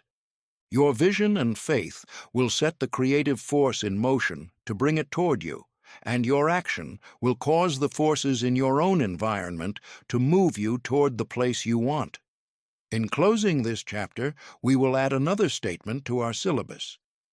There is a thinking stuff from which all things are made, and which, in its original state, permeates, penetrates, and fills the interspaces of the universe. A thought in this substance produces the thing that is imaged by the thought. Man can form things in his thought, and, by impressing his thoughts upon formless substance, can cause the thing he thinks about to be created. In order to do this, man must pass from the competitive to the creative mind. He must form a clear mental picture of the things he wants, and hold this picture in his thoughts with the fixed purpose to get what he wants, and the unwavering faith that he does get what he wants, closing his mind to all that may tend to shake his purpose, dim his vision, or quench his faith. That he may receive what he wants when it comes, man must act now upon the people and things in his present environment. Chapter 12, Efficient Action. You must use your thought as directed in previous chapters and begin to do what you can do where you are, and you must do all that you can do where you are. You can advance only by being larger than your present place, and no man is larger than his present place who leaves undone any of the work pertaining to that place. The world is advanced only by those who more than fill their present places. If no man quite filled his present place, you can see that there must be a going backward in everything. Those who do not quite fill their present places are a dead weight upon society, government, commerce, and industry. They must be carried along by others at a great expense. The progress of the world is retarded only by those who do not fill the places they are holding. They belong to a former age and a lower stage or plane of life, and their tendency is toward degeneration. No society could advance if every man was smaller than his place. Social evolution is guided by the law of physical and mental evolution. In the animal world, evolution is caused by excessive life. When an organism has more life than can be expressed in the functions of its own plane, it develops the organs of a higher plane, and a new species is originated. There never would have been new species had there not been organisms which more than filled their places. The law is exactly the same for you. Your getting rich depends upon your applying this principle to your own affairs. Every day is either a successful day or a day of failure, and it is the successful days which get you what you want. If every day is a failure, you can never get rich, while if every day is a success, you cannot fail to get rich. If there is something that may be done today, and you do not do it, you have failed in so far as that thing is concerned, and the consequences may be more disastrous than you imagine. You cannot foresee the results of even the most trivial act. You do not know the workings of all the forces that have been set moving in your behalf. Much may be depending on your doing some simple act. It may be the very thing which is to open the door of opportunity to very great possibilities. You can never know all the combinations which supreme intelligence is making for you in the world of things and of human affairs. Your neglect or failure to do some small thing may cause a long delay in getting what you want. Do, every day, all that can be done that day. There is, however, a limitation or qualification of the above that you must take into account. You are not to overwork, nor to rush blindly into your business in the effort to do the greatest possible number of things in the shortest possible time. You are not to try to do tomorrow's work today, nor to do a week's work in a day. It is really not the number of things you do, but the efficiency of each separate action that counts. Every act is, in itself, either a success or a failure. Every act is, in itself, either effective or inefficient. Every inefficient act is a failure, and if you spend your life in doing inefficient acts, your whole life will be a failure. The more things you do, the worse for you, if all your acts are inefficient ones. On the other hand, every efficient act is a success in itself, and if every act of your life is an efficient one, your whole life must be a success. The cause of failure is doing too many things in an inefficient manner, and not doing enough things in an efficient manner. You will see that it is a self-evident proposition that if you do not do any inefficient acts, and if you do a sufficient number of efficient acts, you will become rich. If, now, it is possible for you to make each act an efficient one. You see again that the getting of riches is reduced to an exact science, like mathematics. The matter turns, then, on the question whether you can make each separate act a success in itself, and this you can certainly do. You can make each act a success because all power is working with you, and all power cannot fail. Power is at your service, and to make each act efficient you have only to put power into it. Every action is either strong or weak, and when everyone is strong, you are acting in the certain way which will make you rich. Every act can be made strong and efficient by holding your vision while you are doing it and putting the whole power of your faith and purpose into it. It is at this point that the people fail who separate mental power from personal action. They use the power of mind in one place and at one time, and they act in another place and at another time. So their acts are not successful in themselves. Too many of them are inefficient. But if all power goes into every act, no matter how commonplace, every act will be a success in itself. And as in the nature of things, every success opens the way to other successes, your progress toward what you want and the progress of what you want toward you will become increasingly rapid.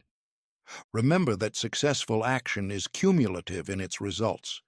Since the desire for more life is inherent in all things, when a man begins to move toward larger life, more things attach themselves to him, and the influence of his desire is multiplied.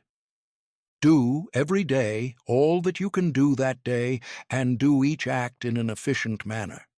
In saying that you must hold your vision while you are doing each act, however trivial or commonplace, I do not mean to say that it is necessary at all times to see the vision distinctly to its smallest details.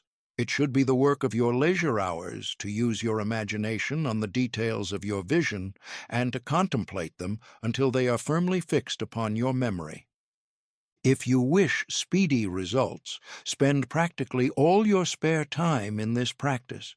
By continuous contemplation, you will get the picture of what you want, even to the smallest details, so firmly fixed upon your mind, and so completely transferred to the mind of formless substance, that in your working hours you need only to mentally refer to the picture to stimulate your faith and purpose, and cause your best effort to be put forth. Contemplate your picture in your leisure hours until your consciousness is so full of it that you can grasp it instantly. You will become so enthused with its bright promises that the mere thought of it will call forth the strongest energies of your whole being. Let us again repeat our syllabus, and by slightly changing the closing statements, bring it to the point we have now reached. There is a thinking stuff from which all things are made, and which, in its original state, permeates, penetrates, and fills the interspaces of the universe. A thought in this substance produces the thing that is imaged by the thought. Man can form things in his thought, and, by impressing his thought upon formless substance, can cause the thing he thinks about to be created. In order to do this, man must pass from the competitive to the creative mind. He must form a clear mental picture of the things he wants and do, with faith and purpose, all that can be done each day, doing each separate thing in an efficient manner. Chapter 13. Getting into the right business. Success in any particular business depends for one thing upon your possessing in a well-developed state the faculties required in that business. Without good musical faculty, no one can succeed as a teacher of music. Without well-developed mechanical faculties, no one can achieve great success in any of the mechanical trades. Without tact and the commercial faculties, no one can succeed in mercantile pursuits. But to possess in a well-developed state the faculties required in your particular vocation does not ensure getting rich. There are musicians who have remarkable talent and who yet remain poor. There are blacksmiths, carpenters, and so on who have excellent mechanical ability, but who do not get rich. And there are merchants with good faculties for dealing with men who nevertheless fail. The different faculties are tools. It is essential to have good tools, but it is also essential that the tools should be used in the right way. One man can take a sharp saw, a square, a good plane, and so on, and build a handsome article of furniture. Another man can take the same tools and set to work to duplicate the article, but his production will be a botch. He does not know how to use good tools in a successful way. The various faculties of your mind are the tools with which you must do the work which is to make you rich. It will be easier for you to succeed if you get into a business for which you are well equipped with mental tools. Generally speaking, you will do best in that business which will use your strongest faculties, the one for which you are naturally best fitted. But there are limitations to this statement also. No man should regard his vocation as being irrevocably fixed by the tendencies with which he was born. You can get rich in any business, for if you have not the right talent for it, you can develop that talent. It merely means that you will have to make your tools as you go along, instead of confining yourself to the use of those with which you were born. It will be easier for you to succeed in a vocation for which you already have the talents in a well-developed state, but you can succeed in any vocation, for you can develop any rudimentary talent, and there is no talent of which you have not at least the rudiment. You will get rich most easily in point of effort if you do that for which you are best fitted, but you will get rich most satisfactorily if you do that which you want to do. Doing what you want to do is life, and there is no real satisfaction in living if we are compelled to be forever doing something which we do not like to do, and can never do what we want to do. And it is certain that you can do what you want to do. The desire to do it is proof that you have within you the power which can do it. Desire is a manifestation of power. The desire to play music is the power which can play music seeking expression and development. The desire to invent mechanical devices is the mechanical talent seeking expression and development. Where there is no power, either developed or undeveloped, to do a thing, there is never any desire to do that thing. And where there is strong desire to do a thing, it is certain proof that the power to do it is strong and only requires to be developed and applied in the right way. All things else being equal, it is best to select the business for which you have the best developed talent, but if you have a strong desire to engage in any particular line of work, you should select that work as the ultimate end at which you aim. You can do what you want to do, and it is your right and privilege to follow the business or avocation which will be most congenial and pleasant. You are not obliged to do what you do not like to do, and should not do it except as a means to bring you to the doing of the thing you want to do. If there are past mistakes whose consequences have placed you in an undesirable business or environment, you may be obliged for some time to do what you do not like to do. But you can make the doing of it pleasant by knowing that it is making it possible for you to come to the doing of what you want to do. If you feel that you are not in the right vocation, do not act too hastily in trying to get into another one. The best way, generally, to change business or environment is by growth.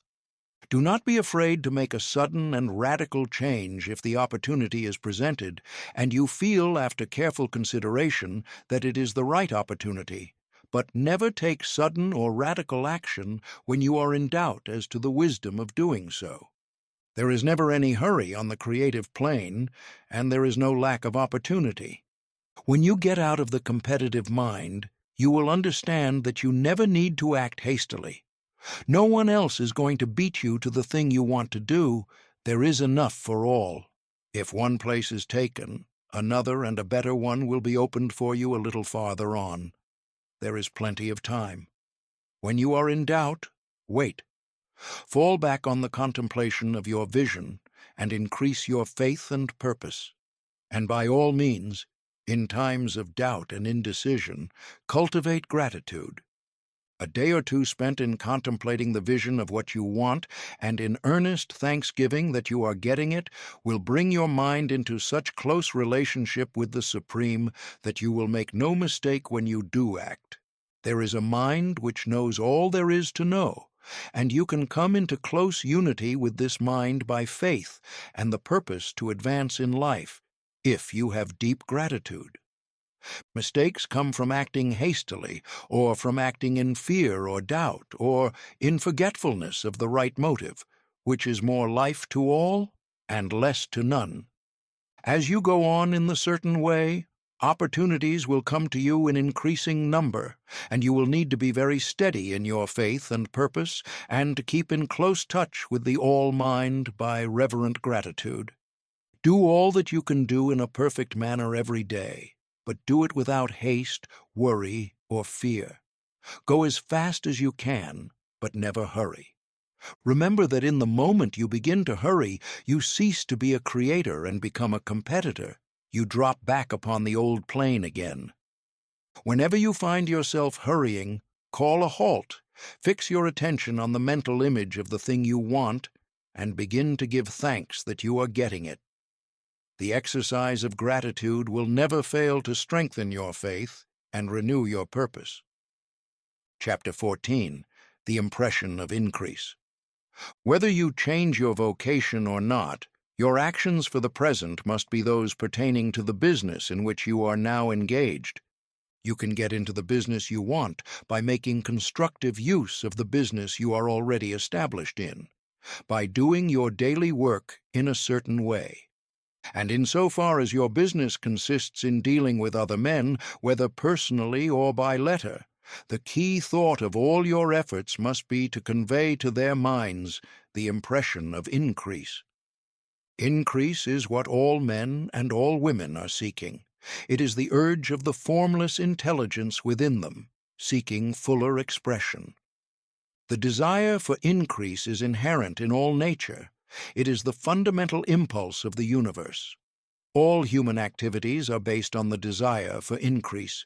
People are seeking more food, more clothes, better shelter, more luxury, more beauty, more knowledge, more pleasure, increase in something, more life. Every living thing is under this necessity for continuous advancement. Where increase of life ceases, dissolution and death set in at once. Man instinctively knows this, and hence he is forever seeking more. This law of perpetual increase is set forth by Jesus in the parable of the talents. Only those who gain more retain any. From him who hath not shall be taken away even that which he hath. The normal desire for increased wealth is not an evil or a reprehensible thing. It is simply the desire for more abundant life. It is aspiration. And because it is the deepest instinct of their natures, all men and women are attracted to him who can give them more of the means of life. In following the certain way, as described in the foregoing pages, you are getting continuous increase for yourself, and you are giving it to all with whom you deal.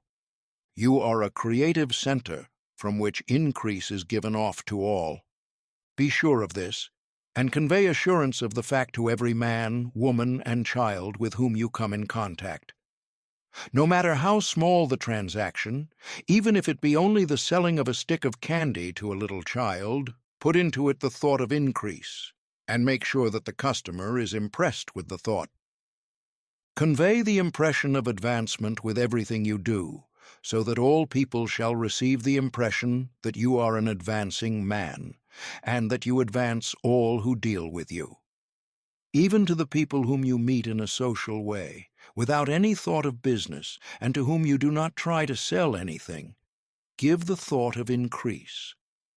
You can convey this impression by holding the unshakable faith that you yourself are in the way of increase, and by letting this faith inspire, fill, and permeate every action.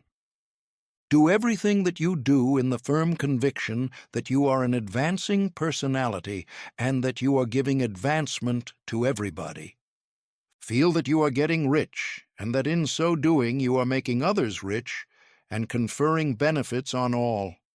Do not boast or brag of your success or talk about it unnecessarily. True faith is never boastful. Wherever you find a boastful person, you find one who is secretly doubtful and afraid.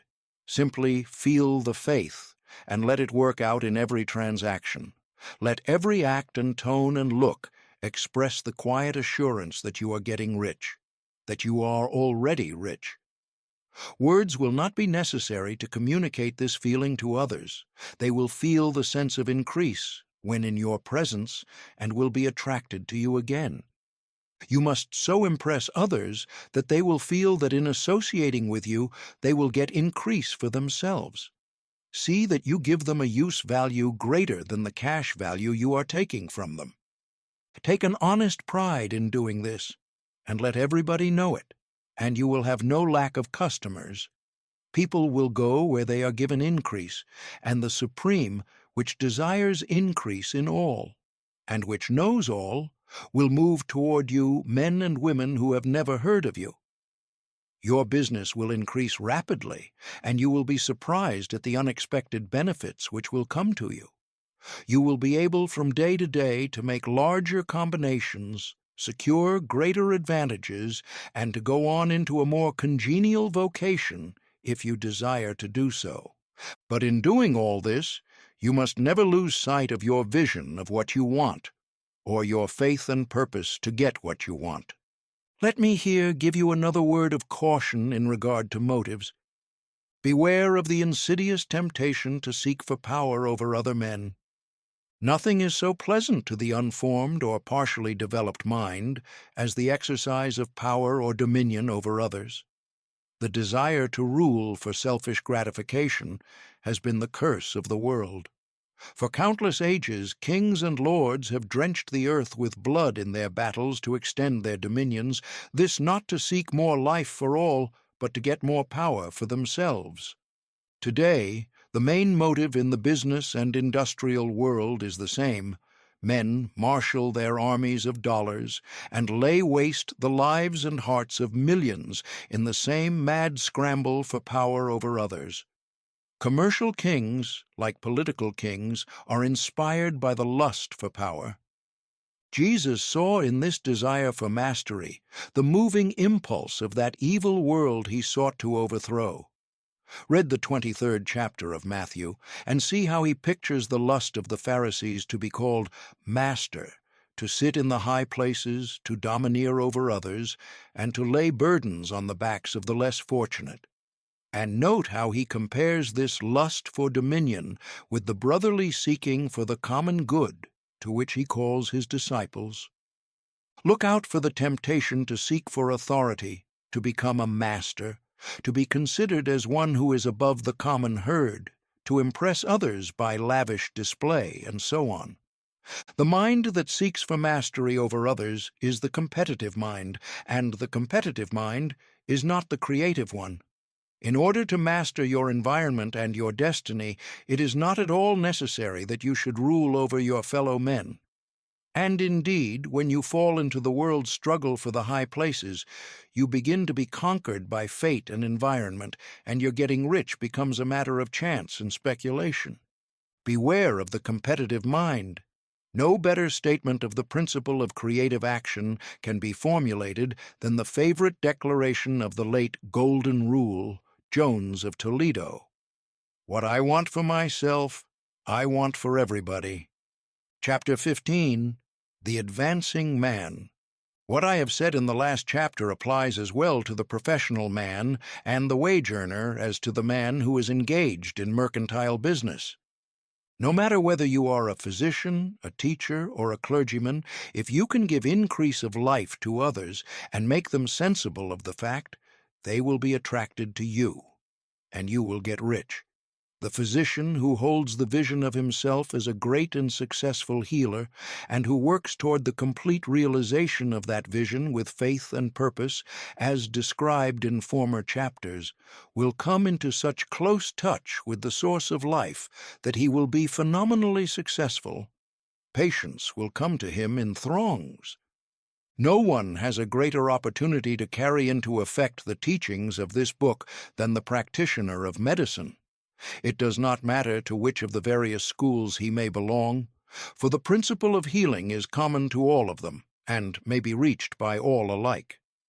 The advancing man in medicine, who holds to a clear mental image of himself as successful and who obeys the laws of faith, purpose, and gratitude, will cure every curable case he undertakes, no matter what remedies he may use. In the field of religion, the world cries out for the clergyman who can teach his hearers the true science of abundant life. He who masters the details of the science of getting rich, together with the allied sciences of being well, of being great, and of winning love, and who teaches these details from the pulpit, will never lack for a congregation. This is the gospel that the world needs. It will give increase of life, and men will hear it gladly, and will give liberal support to the man who brings it to them. What is now needed is a demonstration of the science of life from the pulpit. We want preachers who can not only tell us how, but who, in their own persons, will show us how. We need the preacher who will himself be rich, healthy, great and beloved, to teach us how to attain to these things. And when he comes, he will find a numerous and loyal following. The same is true of the teacher who can inspire the children with the faith and purpose of the advancing life. He will never be out of a job, and any teacher who has this faith and purpose can give it to his pupils. He cannot help giving it to them if it is part of his own life and practice. What is true of the teacher, preacher, and physician is true of the lawyer, dentist, real estate man, insurance agent, of everybody. The combined mental and personal action I have described is infallible. It cannot fail. Every man and woman who follows these instructions steadily, perseveringly, and to the letter will get rich. The law of the increase of life is as mathematically certain in its operation as the law of gravitation. Getting rich is an exact science. The wage earner will find this as true of his case as of any of the others mentioned. Do not feel that you have no chance to get rich because you are working where there is no visible opportunity for advancement, where wages are small and the cost of living high. Form your clear mental vision of what you want and begin to act with faith and purpose. Do all the work you can do every day and do each piece of work in a perfectly successful manner. Put the power of success and the purpose to get rich into everything that you do. But do not do this merely with the idea of currying favor with your employer in the hope that he or those above you will see your good work and advance you. It is not likely that they will do so. The man who is merely a good workman, filling his place to the very best of his ability and satisfied with that, is valuable to his employer. And it is not to the employer's interest to promote him. He is worth more where he is. To secure advancement, something more is necessary than to be too large for your place. The man who is certain to advance is the one who is too big for his place and who has a clear concept of what he wants to be, who knows that he can become what he wants to be, and who is determined to be what he wants to be. Do not try to more than fill your present place with a view to pleasing your employer. Do it with the idea of advancing yourself. Hold the faith and purpose of increase during work hours, after work hours, and before work hours. Hold it in such a way that every person who comes in contact with you, whether foreman, fellow workman, or social acquaintance, will feel the power of purpose radiating from you, so that everyone will get the sense of advancement and increase from you. Men will be attracted to you, and if there is no possibility for advancement in your present job, you will very soon see an opportunity to take another job. There is a power which never fails to present opportunity to the advancing man who is moving in obedience to law. God cannot help helping you if you act in a certain way. He must do so in order to help himself. There is nothing in your circumstances or in the industrial situation that can keep you down. If you cannot get rich working for the Steel Trust, you can get rich on a 10-acre farm. And if you begin to move in the certain way, you will certainly escape from the clutches of the Steel Trust and get onto the farm or wherever else you wish to be. If a few thousands of its employees would enter upon the certain way, the Steel Trust would soon be in a bad plight. It would have to give its working men more opportunity or go out of business. Nobody has to work for a trust. The trusts can keep men in so-called hopeless conditions only so long as there are men who are too ignorant to know of the science of getting rich or too intellectually slothful to practice it. Begin this way of thinking and acting, and your faith and purpose will make you quick to see any opportunity to better your condition. Such opportunities will speedily come, for the Supreme, working in all and working for you, will bring them before you. Do not wait for an opportunity to be all that you want to be. When an opportunity to be more than you are now is presented, and you feel impelled toward it, take it. It will be the first step toward a greater opportunity. There is no such thing possible in this universe as a lack of opportunities for the man who is living the advancing life. It is inherent in the constitution of the cosmos that all things shall be for him, and work together for his good, and he must certainly get rich if he acts and thinks in the certain way. So let wage-earning men and women study this book with great care, and enter with confidence upon the course of action it prescribes. It will not fail. Chapter 16, Some Cautions, and Concluding Observations. Many people will scoff at the idea that there is an exact science of getting rich. Holding the impression that the supply of wealth is limited, they will insist that social and governmental institutions must be changed before even any considerable number of people can acquire a competence. But this is not true. It is true that existing governments keep the masses in poverty, but this is because the masses do not think and act in the certain way. If the masses begin to move forward as suggested in this book, neither governments nor industrial systems can check them. All systems must be modified to accommodate the forward movement. If the people have the advancing mind, have the faith that they can become rich, and move forward with the fixed purpose to become rich, nothing can possibly keep them in poverty. Individuals may enter upon the certain way at any time and under any government, and make themselves rich. And when any considerable number of individuals do so under any government, they will cause the system to be so modified as to open the way for others. The more men who get rich on the competitive plane, the worse for others. The more who get rich on the creative plane, the better for others. The economic salvation of the masses can only be accomplished by getting a large number of people to practice the scientific method set down in this book and become rich. These will show others the way and inspire them with a desire for real life, with the faith that it can be attained, and with the purpose to attain it. For the present, however, it is enough to know that neither the government under which you live nor the capitalistic or competitive system of industry can keep you from getting rich. When you enter upon the creative plane of thought, you will rise above all these things and become a citizen of another kingdom.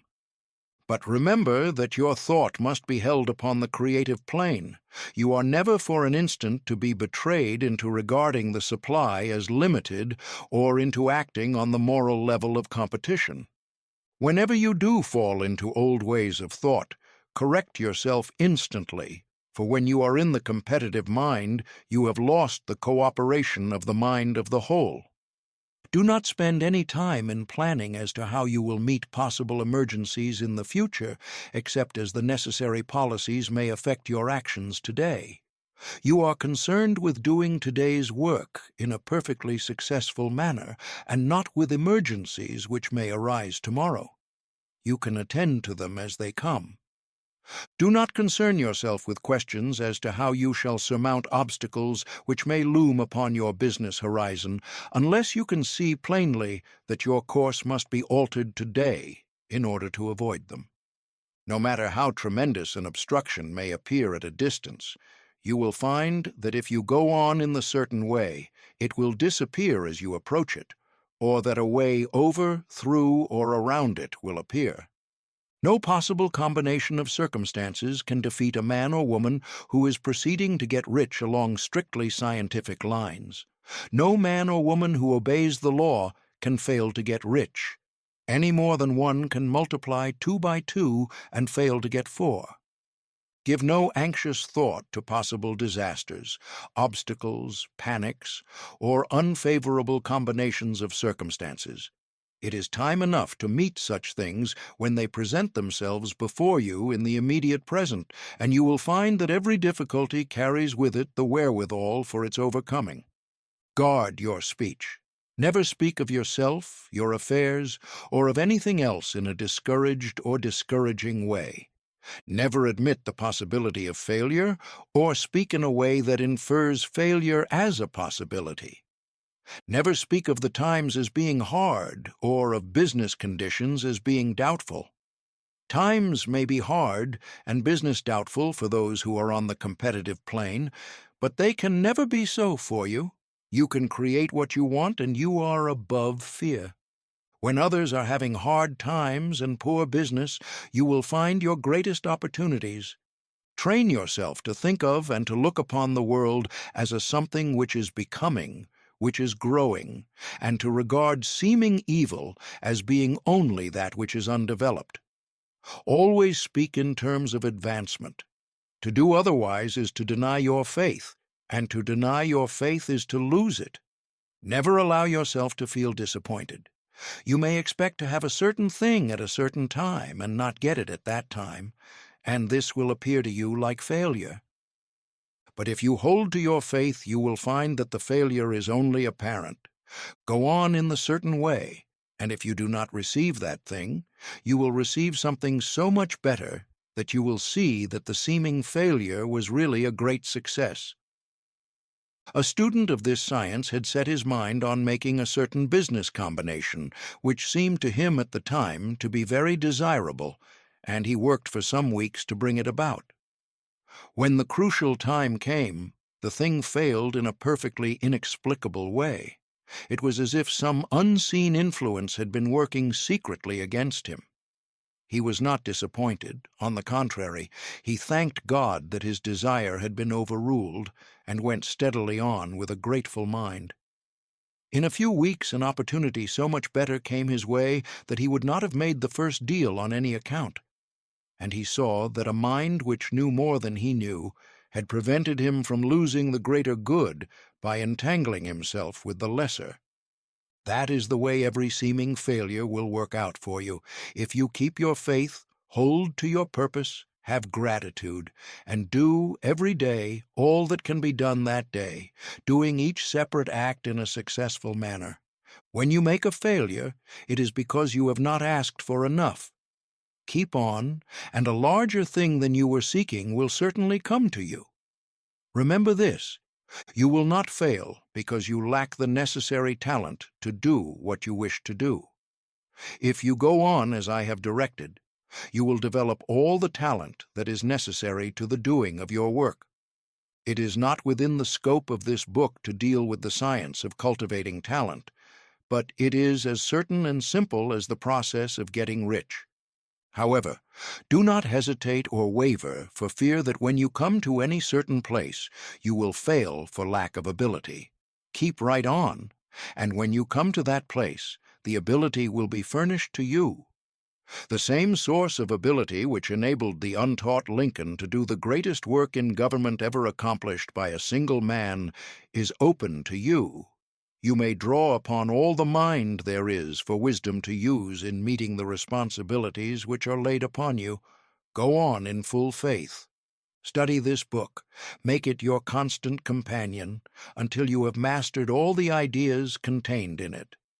While you are getting firmly established in this faith, you will do well to give up most recreations and pleasures, and to stay away from places where ideas conflicting with these are advanced in lectures or sermons.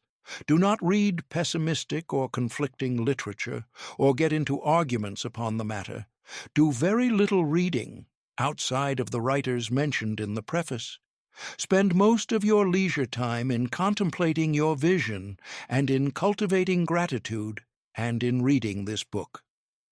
It contains all you need to know of the science of getting rich, and you will find all the essentials summed up in the following chapter.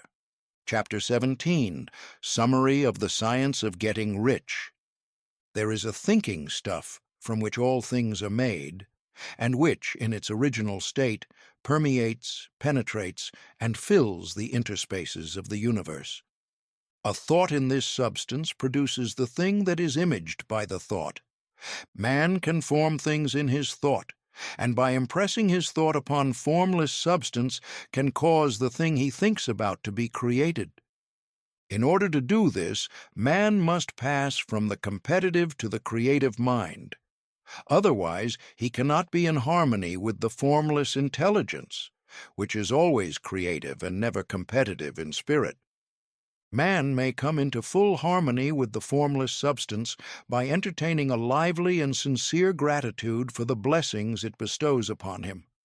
Gratitude unifies the mind of man with the intelligence of substance, so that man's thoughts are received by the formless, Man can remain upon the creative plane only by uniting himself with the formless intelligence through a deep and continuous feeling of gratitude.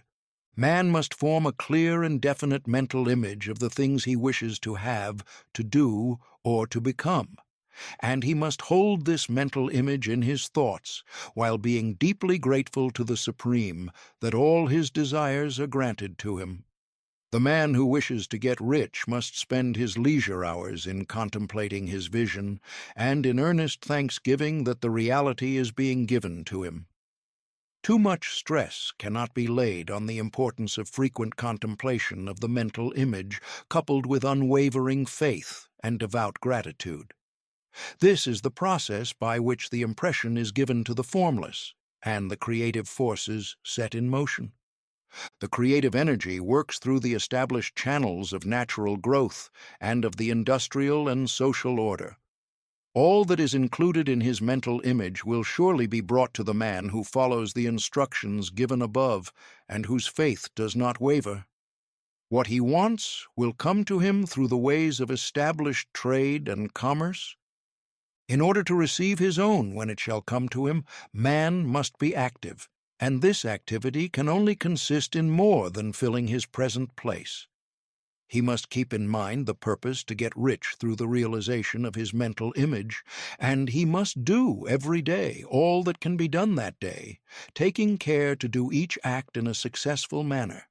He must give to every man a use value in excess of the cash value he receives, so that each transaction makes for more life. And he must so hold the advancing thought that the impression of increase will be communicated to all with whom he comes in contact. The men and women who practice the foregoing instructions will certainly get rich, and the riches they receive will be in exact proportion to the definiteness of their vision, the fixity of their purpose, the steadiness of their faith, and the depth of their gratitude. Thank you for listening to The Science of Getting Rich by Wallace D. Wattles.